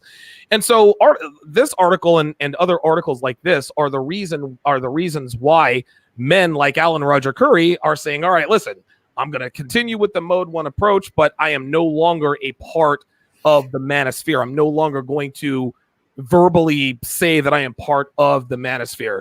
Now, Anthony, this is your territory. This is absolutely unapologetically the manosphere. What do you think about articles like this? And does this help or hurt the manosphere, the purveyors, and the consumers? Yeah, I got plenty of thoughts in this article. So first of all, it's complete bullshit the way this has been worded and strung. I mean, this is a narrative she built. This wasn't like an actual analysis of what's happening in the world. Calling the manosphere a gateway to white nationalism or some shit. This is delusional. The manosphere has existed for well over 25 years in its current form since the 90s with the rise of the internet, alt-fat seduction, Ross Jeffries, guys like Alan Roger Curry, Hypnotica, Mystery. Steve the Dean was around back then doing his thing. So the idea that this is some gateway to white nationalism is fucking delusional. This is absolute political propaganda that they're using, and they're weaponizing against the community. And I think they're attacking the community, and that's actually a good thing. They're attacking it because it's a signal to us, and it's a sign that it has value, that it's doing things. Them trying to blame like all these mass shootings, like in New Zealand, and all this bullshit, like across the world, on the manosphere, which is primarily like American and Canadian and things, it's just retarded. It's retarded beyond retarded, and it's vicious. And they're attacking a very positive and healthy community. It's not perfect, and the manosphere has real problems, right. No doubt. It always has. But I think it's overall gotten better over the years, not worse. And the decades, actually, as it's matured and aged. The fact that we have the Red Man Group show, that we have the 21 Convention, that we have our individual podcasts and shows and companies, that we even had, we built a fatherhood event, a real life conference just a few months ago in Florida for fathers and patriarchs and men. I mean, these are very positive developments in our community. And so these attacks on it, it should be expected. I mean, what else is fake news, mainstream news going to do when they see a positive, healthy movement, a counterbalance to the negativity and insanity of feminism? The manosphere is a pretty rational place. Reason is respected pretty well in logic among all the communities, the pickup artist community, the MGTOWs, the MRAs, and the Red Pill community. Even though there's like serious disagreements between these little tribes, there's a real respect for reason and rationality and focusing on truth and reality. And yeah, so this gateway to white nationalism and hate and extremism is just nonsense. Feminism is the real extremism.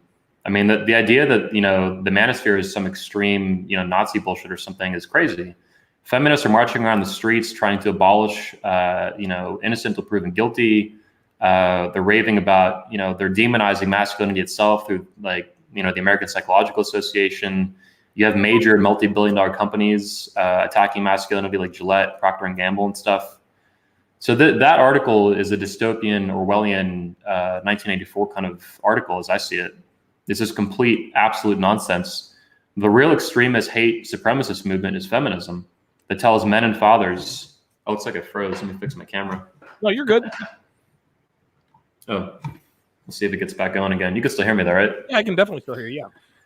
Yeah. So yeah, the real, as I've talked about at the 21 Convention several times, the real hate supremacist and evil fucked up movement of insanity is feminism. This is a movement that demonizes the best of masculinity, the best of men, the best of fatherhood, things that built the world and civilization in the countries we live in as we see it and experience it today. And these people have fucked up values and philosophies, and that's why they hate the manosphere and they hate men. They're little feminist little tyrants is what they are. They hate men, they hate masculinity, they hate daddy. I can guarantee you 99% of them had bad relationships with their father. Dad didn't buy me a pony, therefore I'm gonna fucking hate men for the rest of my life and not heal and deal with my own bullshit. Right. So it's just horrible. As far as Alan, though, leaving the manosphere, I was kind of sad to see that. But I do think I can. Well, you guys will see soon enough of the video I'm putting out. But I think I can lead the manosphere in a very positive way, and then it needs that leadership. And the 21 convention is a huge part of that. The offline manosphere, the premier event that we have, and I think we can bring Alan back into the fold at some point through logic and persuasion. Alan's an awesome dude. I mean, top to bottom. And I don't blame him for being pissed and wanting to distance himself from the manosphere. It's being smeared. It's being slandered is what's happening. But the manosphere, I believe, fundamentally is very positive, very healthy, very rational.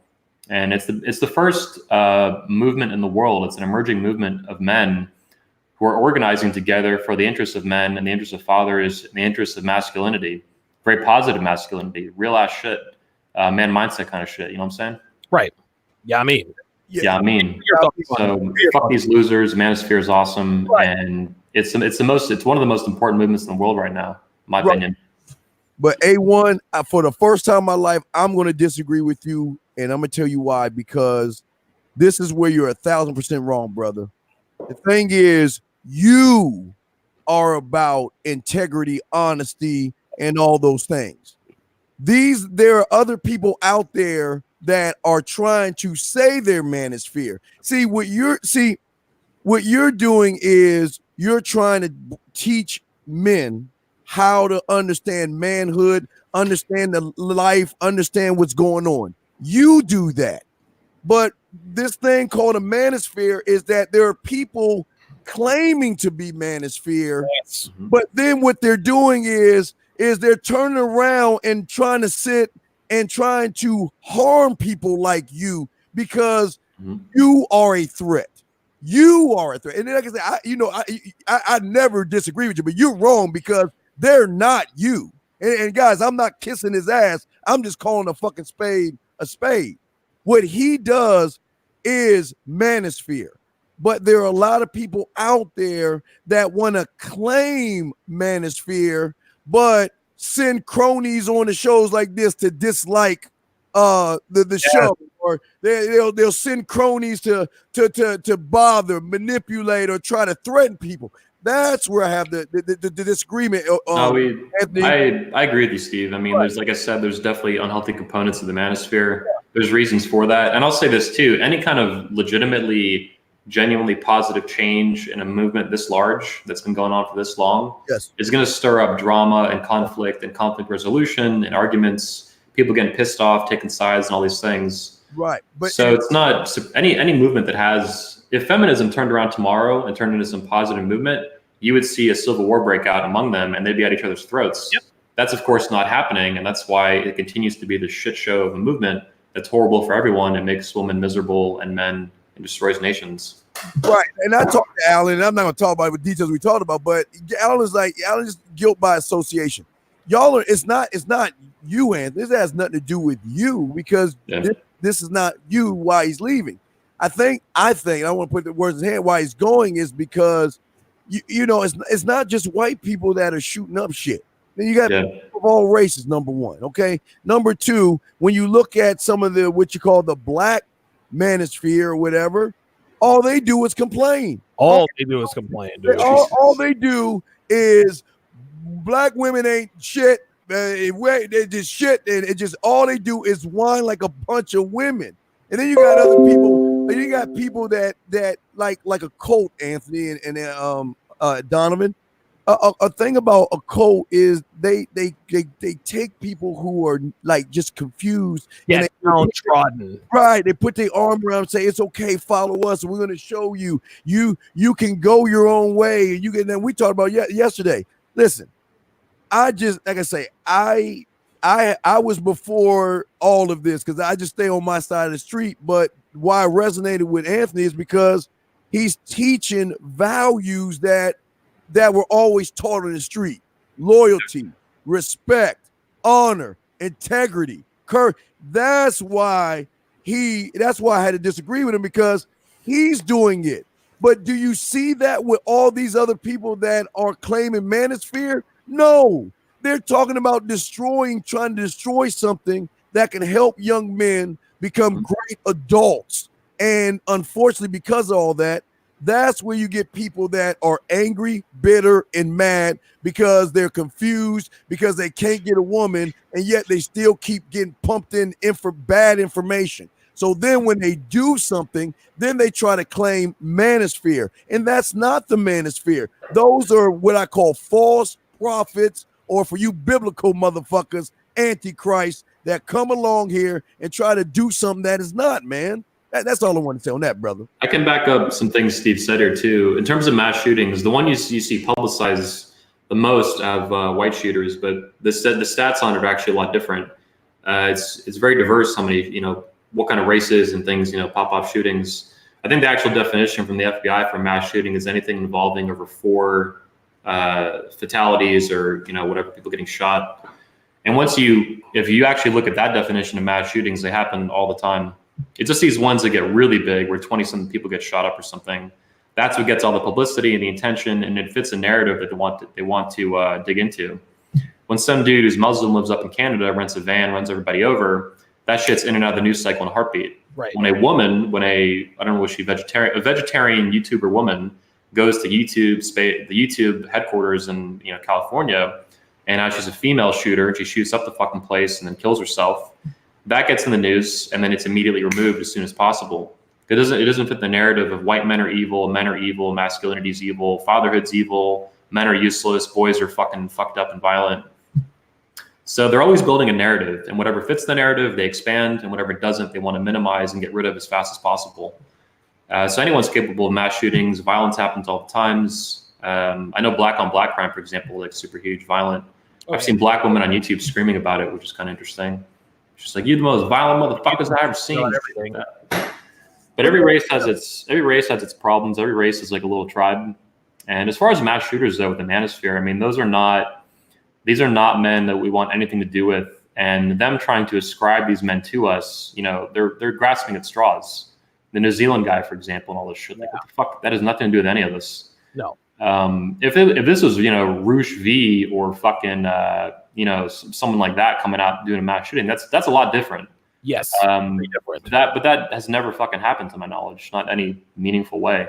They just want to latch onto it and describe anyone. It's like the CNN did a hit piece on the red pill like about a year or two ago. Yeah, I remember some guy said that he had tried the red pill and he was worse than he was. Dude, and all that other kind of stuff. 99% chance that was complete bullshit. They just found some dude, to be a little patsy, like a fucking guy for that. The guy who thought he was getting a cheat code, and when he figured out that you can't lie your way, you can't scheme your way, you can't pee your way into a woman's panties. Oh, the red pill doesn't work. Yeah. Yeah, it's nonsense. They're trying to just burn shit down. It's positive. What else do they do? My take on this is here's my take on this. It didn't surprise me when Alan Roger Curry decided to separate himself from the manosphere, because Alan has a brand, Alan's brand, the Mode 1 brand, that's been around for 3+ decades. And he's very careful.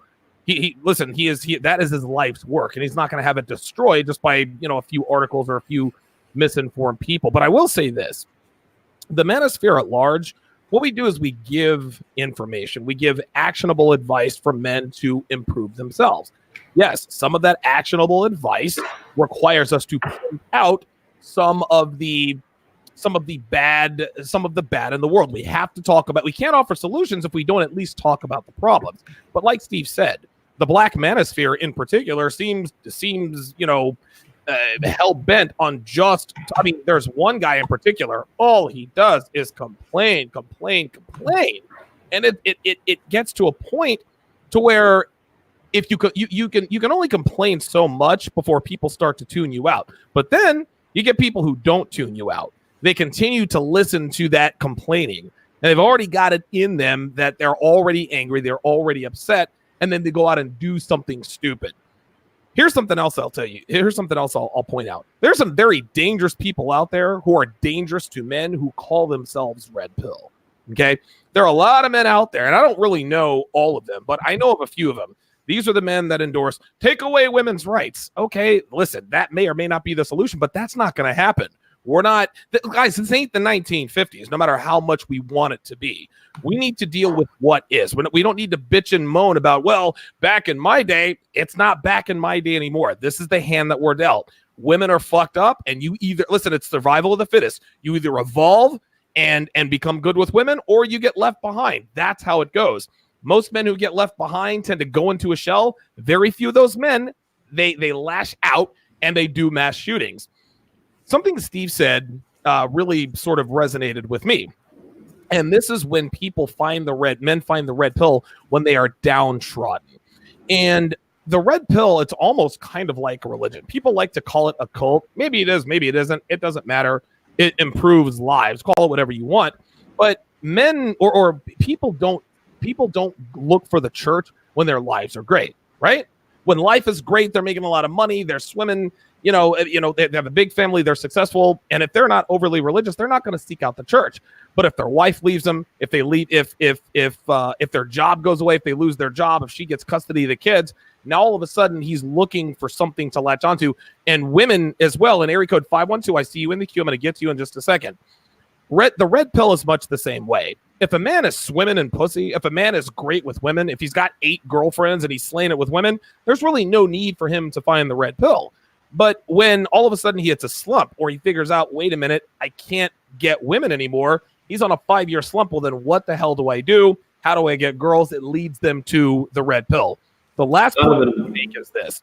The reason why these people are trying to connect mass shooters to red pill truth is it's something that I pointed out years ago, but this is what I'm going to say. It's my assertion that every male mass shooter is just bad with women.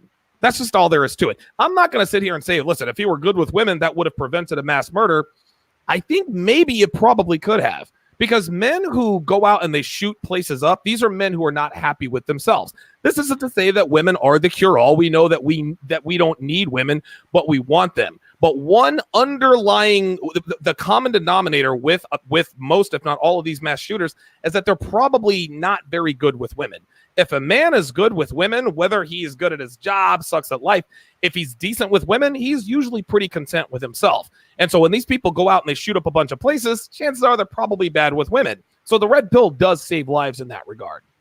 I wanted to add, Donovan, that I have a plan to clean up the manosphere that's about to begin. Oh. So, okay. Not every little goddamn nook and cranny of it, but a very positive kind of thing is about to happen. So we'll see how that goes and what kind of consequences and benefits that has to our community that I love, and that I consider myself a son of the manosphere. Something I realized not too long ago, that the manosphere is a community that I've quite literally grown up in, along with various other millennials that by the thousands who have found this community, the pickup artist community or whatever component of it, and they've grown up with that. I found it in 2005 when I was 17 years old. I was still in high school. And since then, it's been a daily part of my life in one form or another, obviously with business, but even beyond that, just being in part of the forums and the communities and the shows and all these things. And having a voice, and in my case, having a voice and being publicly known by my real name. But I care about it a lot, and that's why I'm willing to fight for it and defend it and go to bat for it to the end. Okay, good stuff. We've got a super chat question in here. Again, area code 512. I'm going to get to you in just a second. Again, the priority is this: we go super chat questions, the phones, and then the other questions. So Nick's the Observer asks us, when do you guys believe the Matrix was created? And if a woman asks, do you believe in gender roles? How would you respond to that? The Matrix was created with first wave feminism. This is what happened. In the 1960s, I don't know exactly what year it was, but when first wave feminism started, that's when the Matrix started to sort of create itself. Men and women are equal. Men and women are exactly the same. Women should run the household, et cetera, et cetera. If a woman asks me, do I believe in gender roles? My question would be, well, it depends upon how you define gender roles. There's the feminist version of gender roles, and then there are the real gender roles. What say you? And then you just bounce it back and forth. So what you're asking, Nick's the Observer, is you're asking us, how do we respond to a woman asking about traditional gender roles without looking? No, listen, be straight up. Don't be afraid of women. Well, what do you think? You're not one of those people who thinks women should be in the kitchen, do you? Yeah, as a matter of fact, I do. So if you're not with that, then we got a problem. Steve, what are your thoughts on that? Well, I think the Matrix was created a long, long time. I think we've always been in one, and just like a virus in a computer, like you said, I think just something came along, a virus that came along, a Trojan. They used to call, I guess they used to call them Trojan, that's Trojan horse, yeah, Trojan horse. Something came along, but this Trojan horse had its own protective shell. And then it started to like you say, it kind of connects to you, kind of connects to the, taking the fathers out of the homes and all that other stuff. And then it just kind of spent off to, what we want to have a voice, or kind of like the homosexuals, they got together, and nowadays you can't say anything about them, because you say something bad to them, it's bad. They all come after you. They all come after you, right? So I think these women were thinking long term, and I could tell, guys, women are smart, because I think they were saying, you know what, if they won't change for us, then we will create the change, because we will have the kids, we will inform them what we want, we will make them our judges, our lawyers, our congressmen, and all these other things, and we will destroy it from within if they choose to. So I think the Matrix is going on. But I just think that this virus, or this Trojan horse, came in with protection from the Smiths, because they've created also the Smiths in here, and the agents and stuff. I mean, I'm not trying to get all deep, but I'm gonna go into the next. Yeah. As far as the gender roles and stuff like that. Yeah, I believe. Hey, I'm old school. I believe in gender roles. Period. I'm sorry. I believe everybody's got a place. And your place is never above me unless I'm letting you ride my face or my dick. Nice. That, Jesus. Anthony, what are your thoughts on this? So, when do you believe the Matrix was created? And if a woman asks you, okay, they call you the wet dream, what do you think of gender roles? Daddy dream. Actually, I prefer daddy dream, but I'll take wet dream, I suppose. There you go. I haven't got that one from women as of yet. So I believe the Matrix, the way, if I'm understanding the question right, what this guy's looking for, I would say the 1910s, so about 100 years ago. Wow, okay. Yeah, so you saw in that decade, you saw a lot of horrible shit go down. You saw the institution of the income tax, which I think was devastatingly bad for America. You saw World War I, this giant clusterfuck, America get dragged into it, and things like that. And then you saw the woman get the right to vote without the associated responsibility of, well, many responsibilities, but particularly the responsibility and the duty to be drafted, which I'm not even a fan of. I don't think the draft is a good thing. I think it's a bad thing, but it's very specific, and it's lopsided even to this day it's for men, not for women. So I think in that decade, we saw a lot of horrible things that have spawned off and created endless amount of problems for America and for the West. America being the leader, and then everything kind of filters out and seeps down to the countries around us. Women getting the right to vote, though, I think was the worst thing that happened, because it was a divorce and the end of equality between rights and responsibilities. Right. That was the day that no longer held true. And before that time, that held true for the most part. And men and women were able to negotiate a pretty good country to live in that had serious problems still that would be resolved later. But in terms of gender dynamics, that's when shit really went off the rails. And that eventually spawned into second wave feminism and the insanity we saw with that. And then third wave feminism. And now fourth wave insanity that's now, trying to turn, it's all this tranny bullshit. Pedophilia is a sexual preference. At this point, Anthony. Well, right? always even, yeah, it's always been, feminism has always had a very ugly side. That's why they never wanted, it's the worst elements of womankind and femininity personified in a disorganized movement, loosely organized giant movement of shit. It's a toxic shithole of spirit and of rationality and of all these things. But yeah, women getting the right to vote without the responsibility to be drafted right away back then, that was the beginning of a very bad, that decade was horrible for the country and for America. And I think for the majority of what we've seen since then, the accumulating national debt that started right around then and has escalated out of control. Women, going off the rails today, they see all the shit, all the insane shit we see. It all started then. And I don't think that taking women's right to vote away is a solution. I don't agree with that at all. But I do think that divorcing rights and responsibilities was a huge mistake. And we're still paying for the consequences of that to this day. And there does need to be a solution to that problem, but we still need to figure out what that is. And I think it's the task of the manosphere to resolve that and make a better future, a masculine future. Okay, good stuff. 914-205-5356. That is the number to call if you want to get in on the show. Let's go to area code 512. You're on Live with the Red Man Group. Go ahead. This is a response to a comment you made a couple weeks ago, Donovan, about your mom and, hanging out with other military wives. How important if you get married, how do you control your wife's social circle? I mean, because women are just going to be like, the other women that they hang around with. Do you guys agree with that or not? Yeah. Listen, birds of a feather.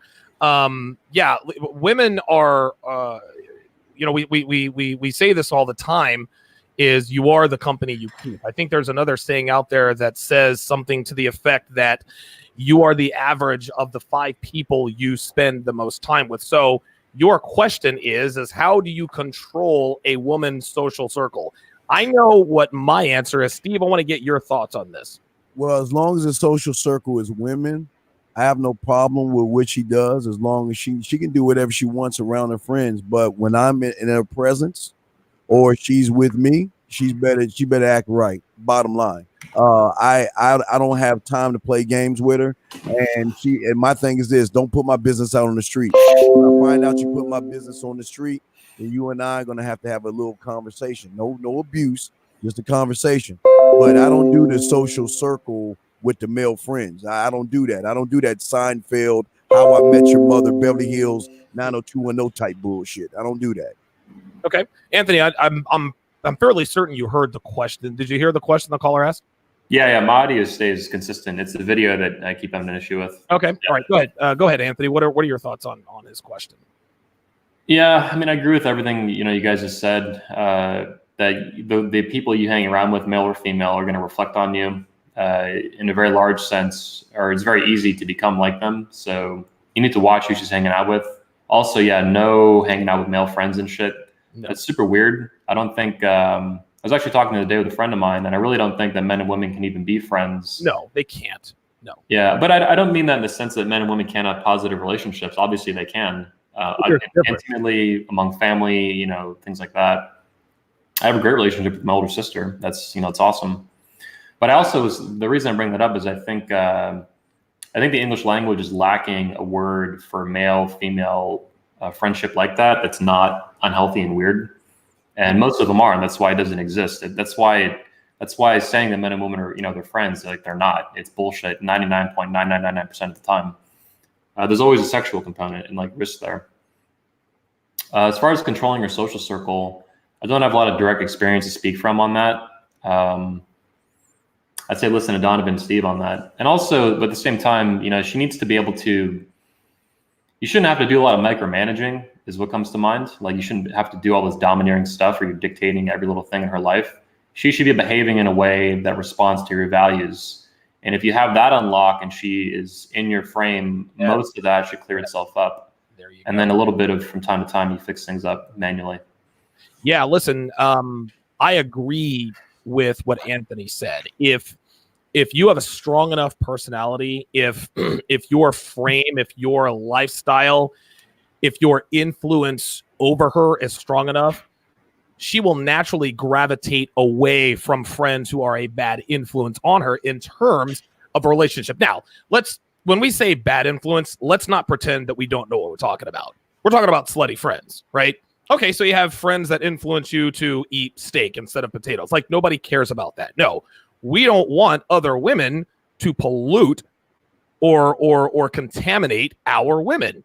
This is why, and I say this all the time, this is why married women should hang out with other married women. 90 seconds. You have 90, and don't worry, caller, you're not going to be dropped after 90 seconds. You just have 90 seconds to call in, guys. So if you want to get in, now is the time to call. It's going to be another 90 seconds before that's it. But your question is how do you control your woman or your wife's social circle? You asked the wrong question. You cannot control anything your wife or girlfriend does. What you can do is you can do two things. You can influence her and you can give her choices. So for example, 60 seconds. So for example, this is something that needs to be done in the beginning. If you are already in a relationship with a woman and 1 year in, you figure, oh no, she's friends with Stacy. Stacy's a slut and she might be negatively influencing my woman. You can't then tell her, hey, you need to quit hanging out with Stacy. You can't do that a year in.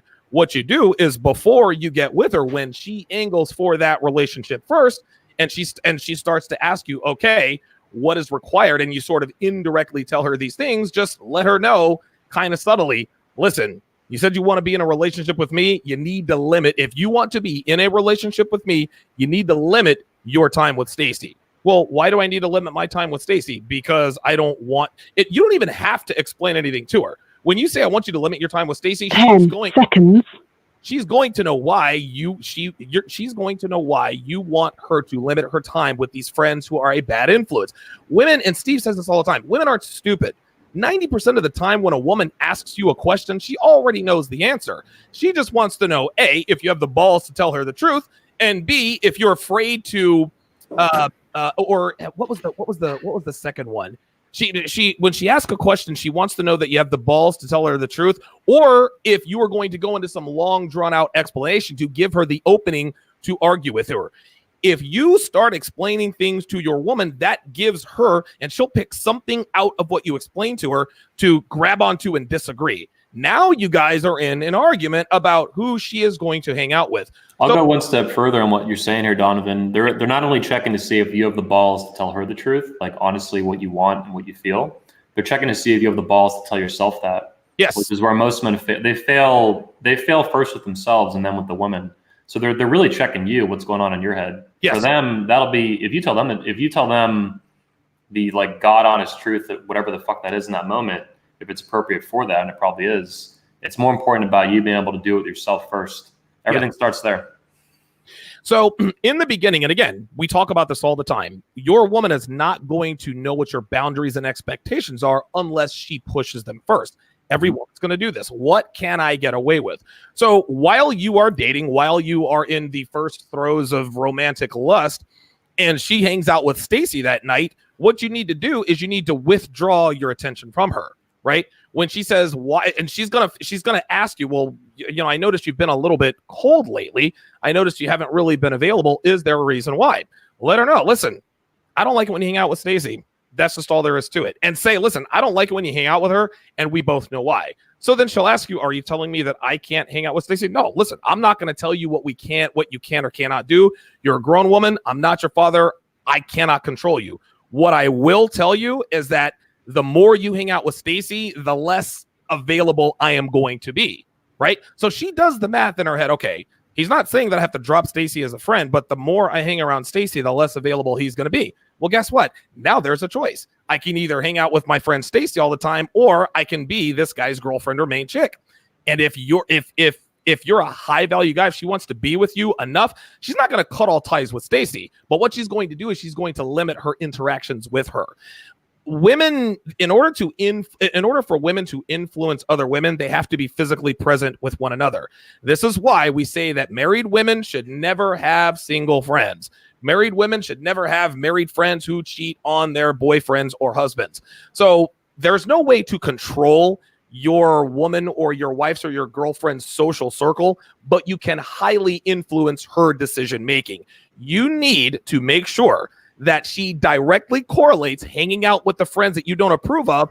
She needs to correlate that with your lack of availability. The less she hangs out with them, the more you're available to her. The more she hangs out with them, the less you are available to her. Women aren't stupid. They'll do the math.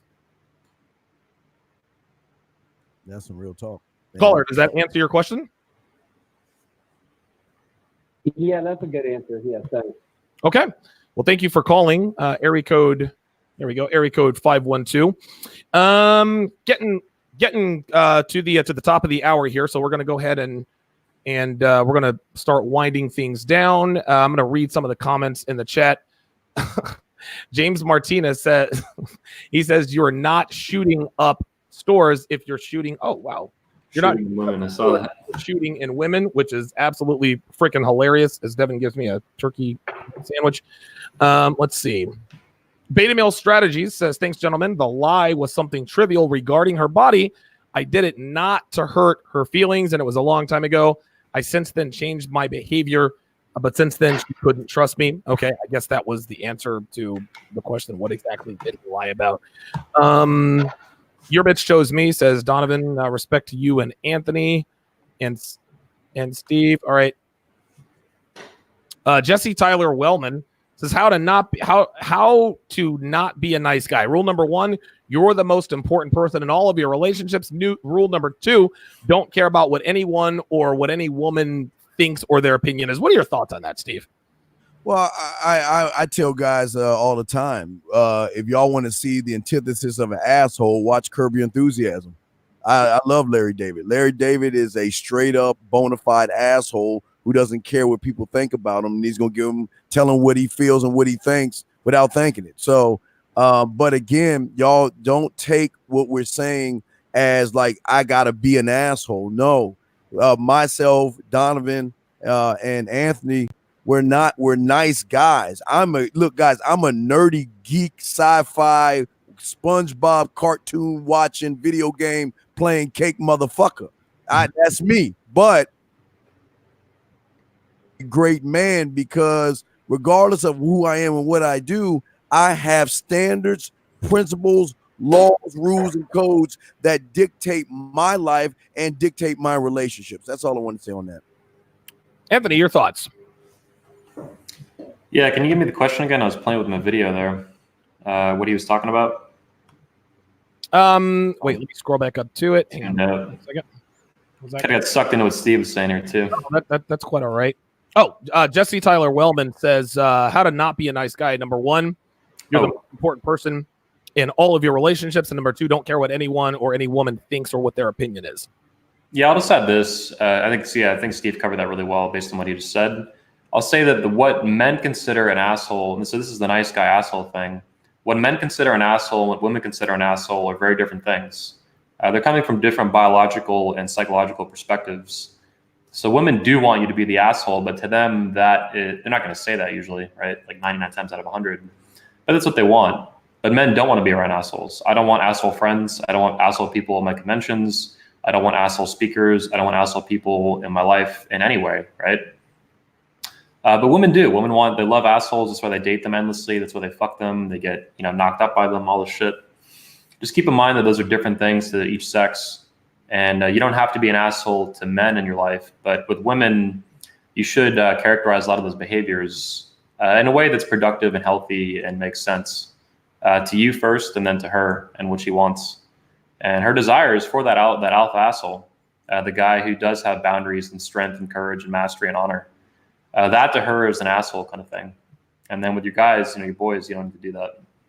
And by the way, today's women defines an asshole as a man who does not pander to them, right? A man who actually tells her, "Oh my God, you're such an asshole." When a woman calls a man an asshole, that's really what he's talking about. You know how that goes. Mm-hmm. Guys, that's going to do it for this edition of the Red Man Group. My thanks to all of the super chatters. Nick's the Observer with the $5 super chat and question. Sam Whiskey with the $2 super chat with a very good question about the mothers and sons. Wizard of Do It Land with the $5 super chat. We certainly appreciate the support. Any last words, Anthony? Projects, things you've got going on in the coming weeks, months, years, etc. So the Red Band Group is also now sponsored by the Fraternity of Excellence. There will be a link in the description of this video after the show ends. I'll put it in. So you can join the Fraternity of Excellence. It's a great community that Hunter Drew and Craig James created a couple years ago. They always have a strong showing at the 21 convention. And FOE itself, the fraternity, is an online community of men. It's very strong, very well put together. It's a badass tribe. They just had their first meetup, too, in real life. They had an optional meetup back in July during the Poland convention, actually, out in Colorado. So join that. And by joining through the RMG link, you'll support the Red Band Group itself. Beyond that, of course, tickets are on sale to the 21 Convention 2019 of Orlando, Florida. We're dropping major new speaker announcements this month on Twitter and social media and all shit like that. Also this month, we're dropping a lot of content, speeches, high quality premium videos on YouTube, on 21 Studios YouTube, as well as the Red Man Group. We're publishing several live episodes from the convention of the Red Man Group in Poland and at the recent Patriarch Edition in Orlando, Florida. And also new speeches. We put out 2 speeches yesterday from the convention from Richard Nicolai and Johnny Saporno. Oh, wow. Those went out yesterday on 21 Studios. We're putting out another one today, another one tomorrow. So we're just going to be bombarding YouTube with really high quality, long form, premium content, both on RMG and on 21 Studios. Beyond that, I mean, there's always a bunch of shit going on, but that's the gist of it. August is a huge month for us. Very busy, very awesome shit, and prepping for Orlando, obviously later this year, the final 21 convention of 2019. Anthony, isn't your birthday in August? It is August 25th, coming up soon. I actually have my birth certificate I just got from my mom the other day. We are all August babies. Okay. Which we'll actually find out I was born at 4:20 p.m., which is kind of interesting. Get out of here. Yeah. Oh my God. That's whatever. Well, August babies, this means that our parents got it on for the holidays. Yeah. That Christmas booty. Steve, what you got going on?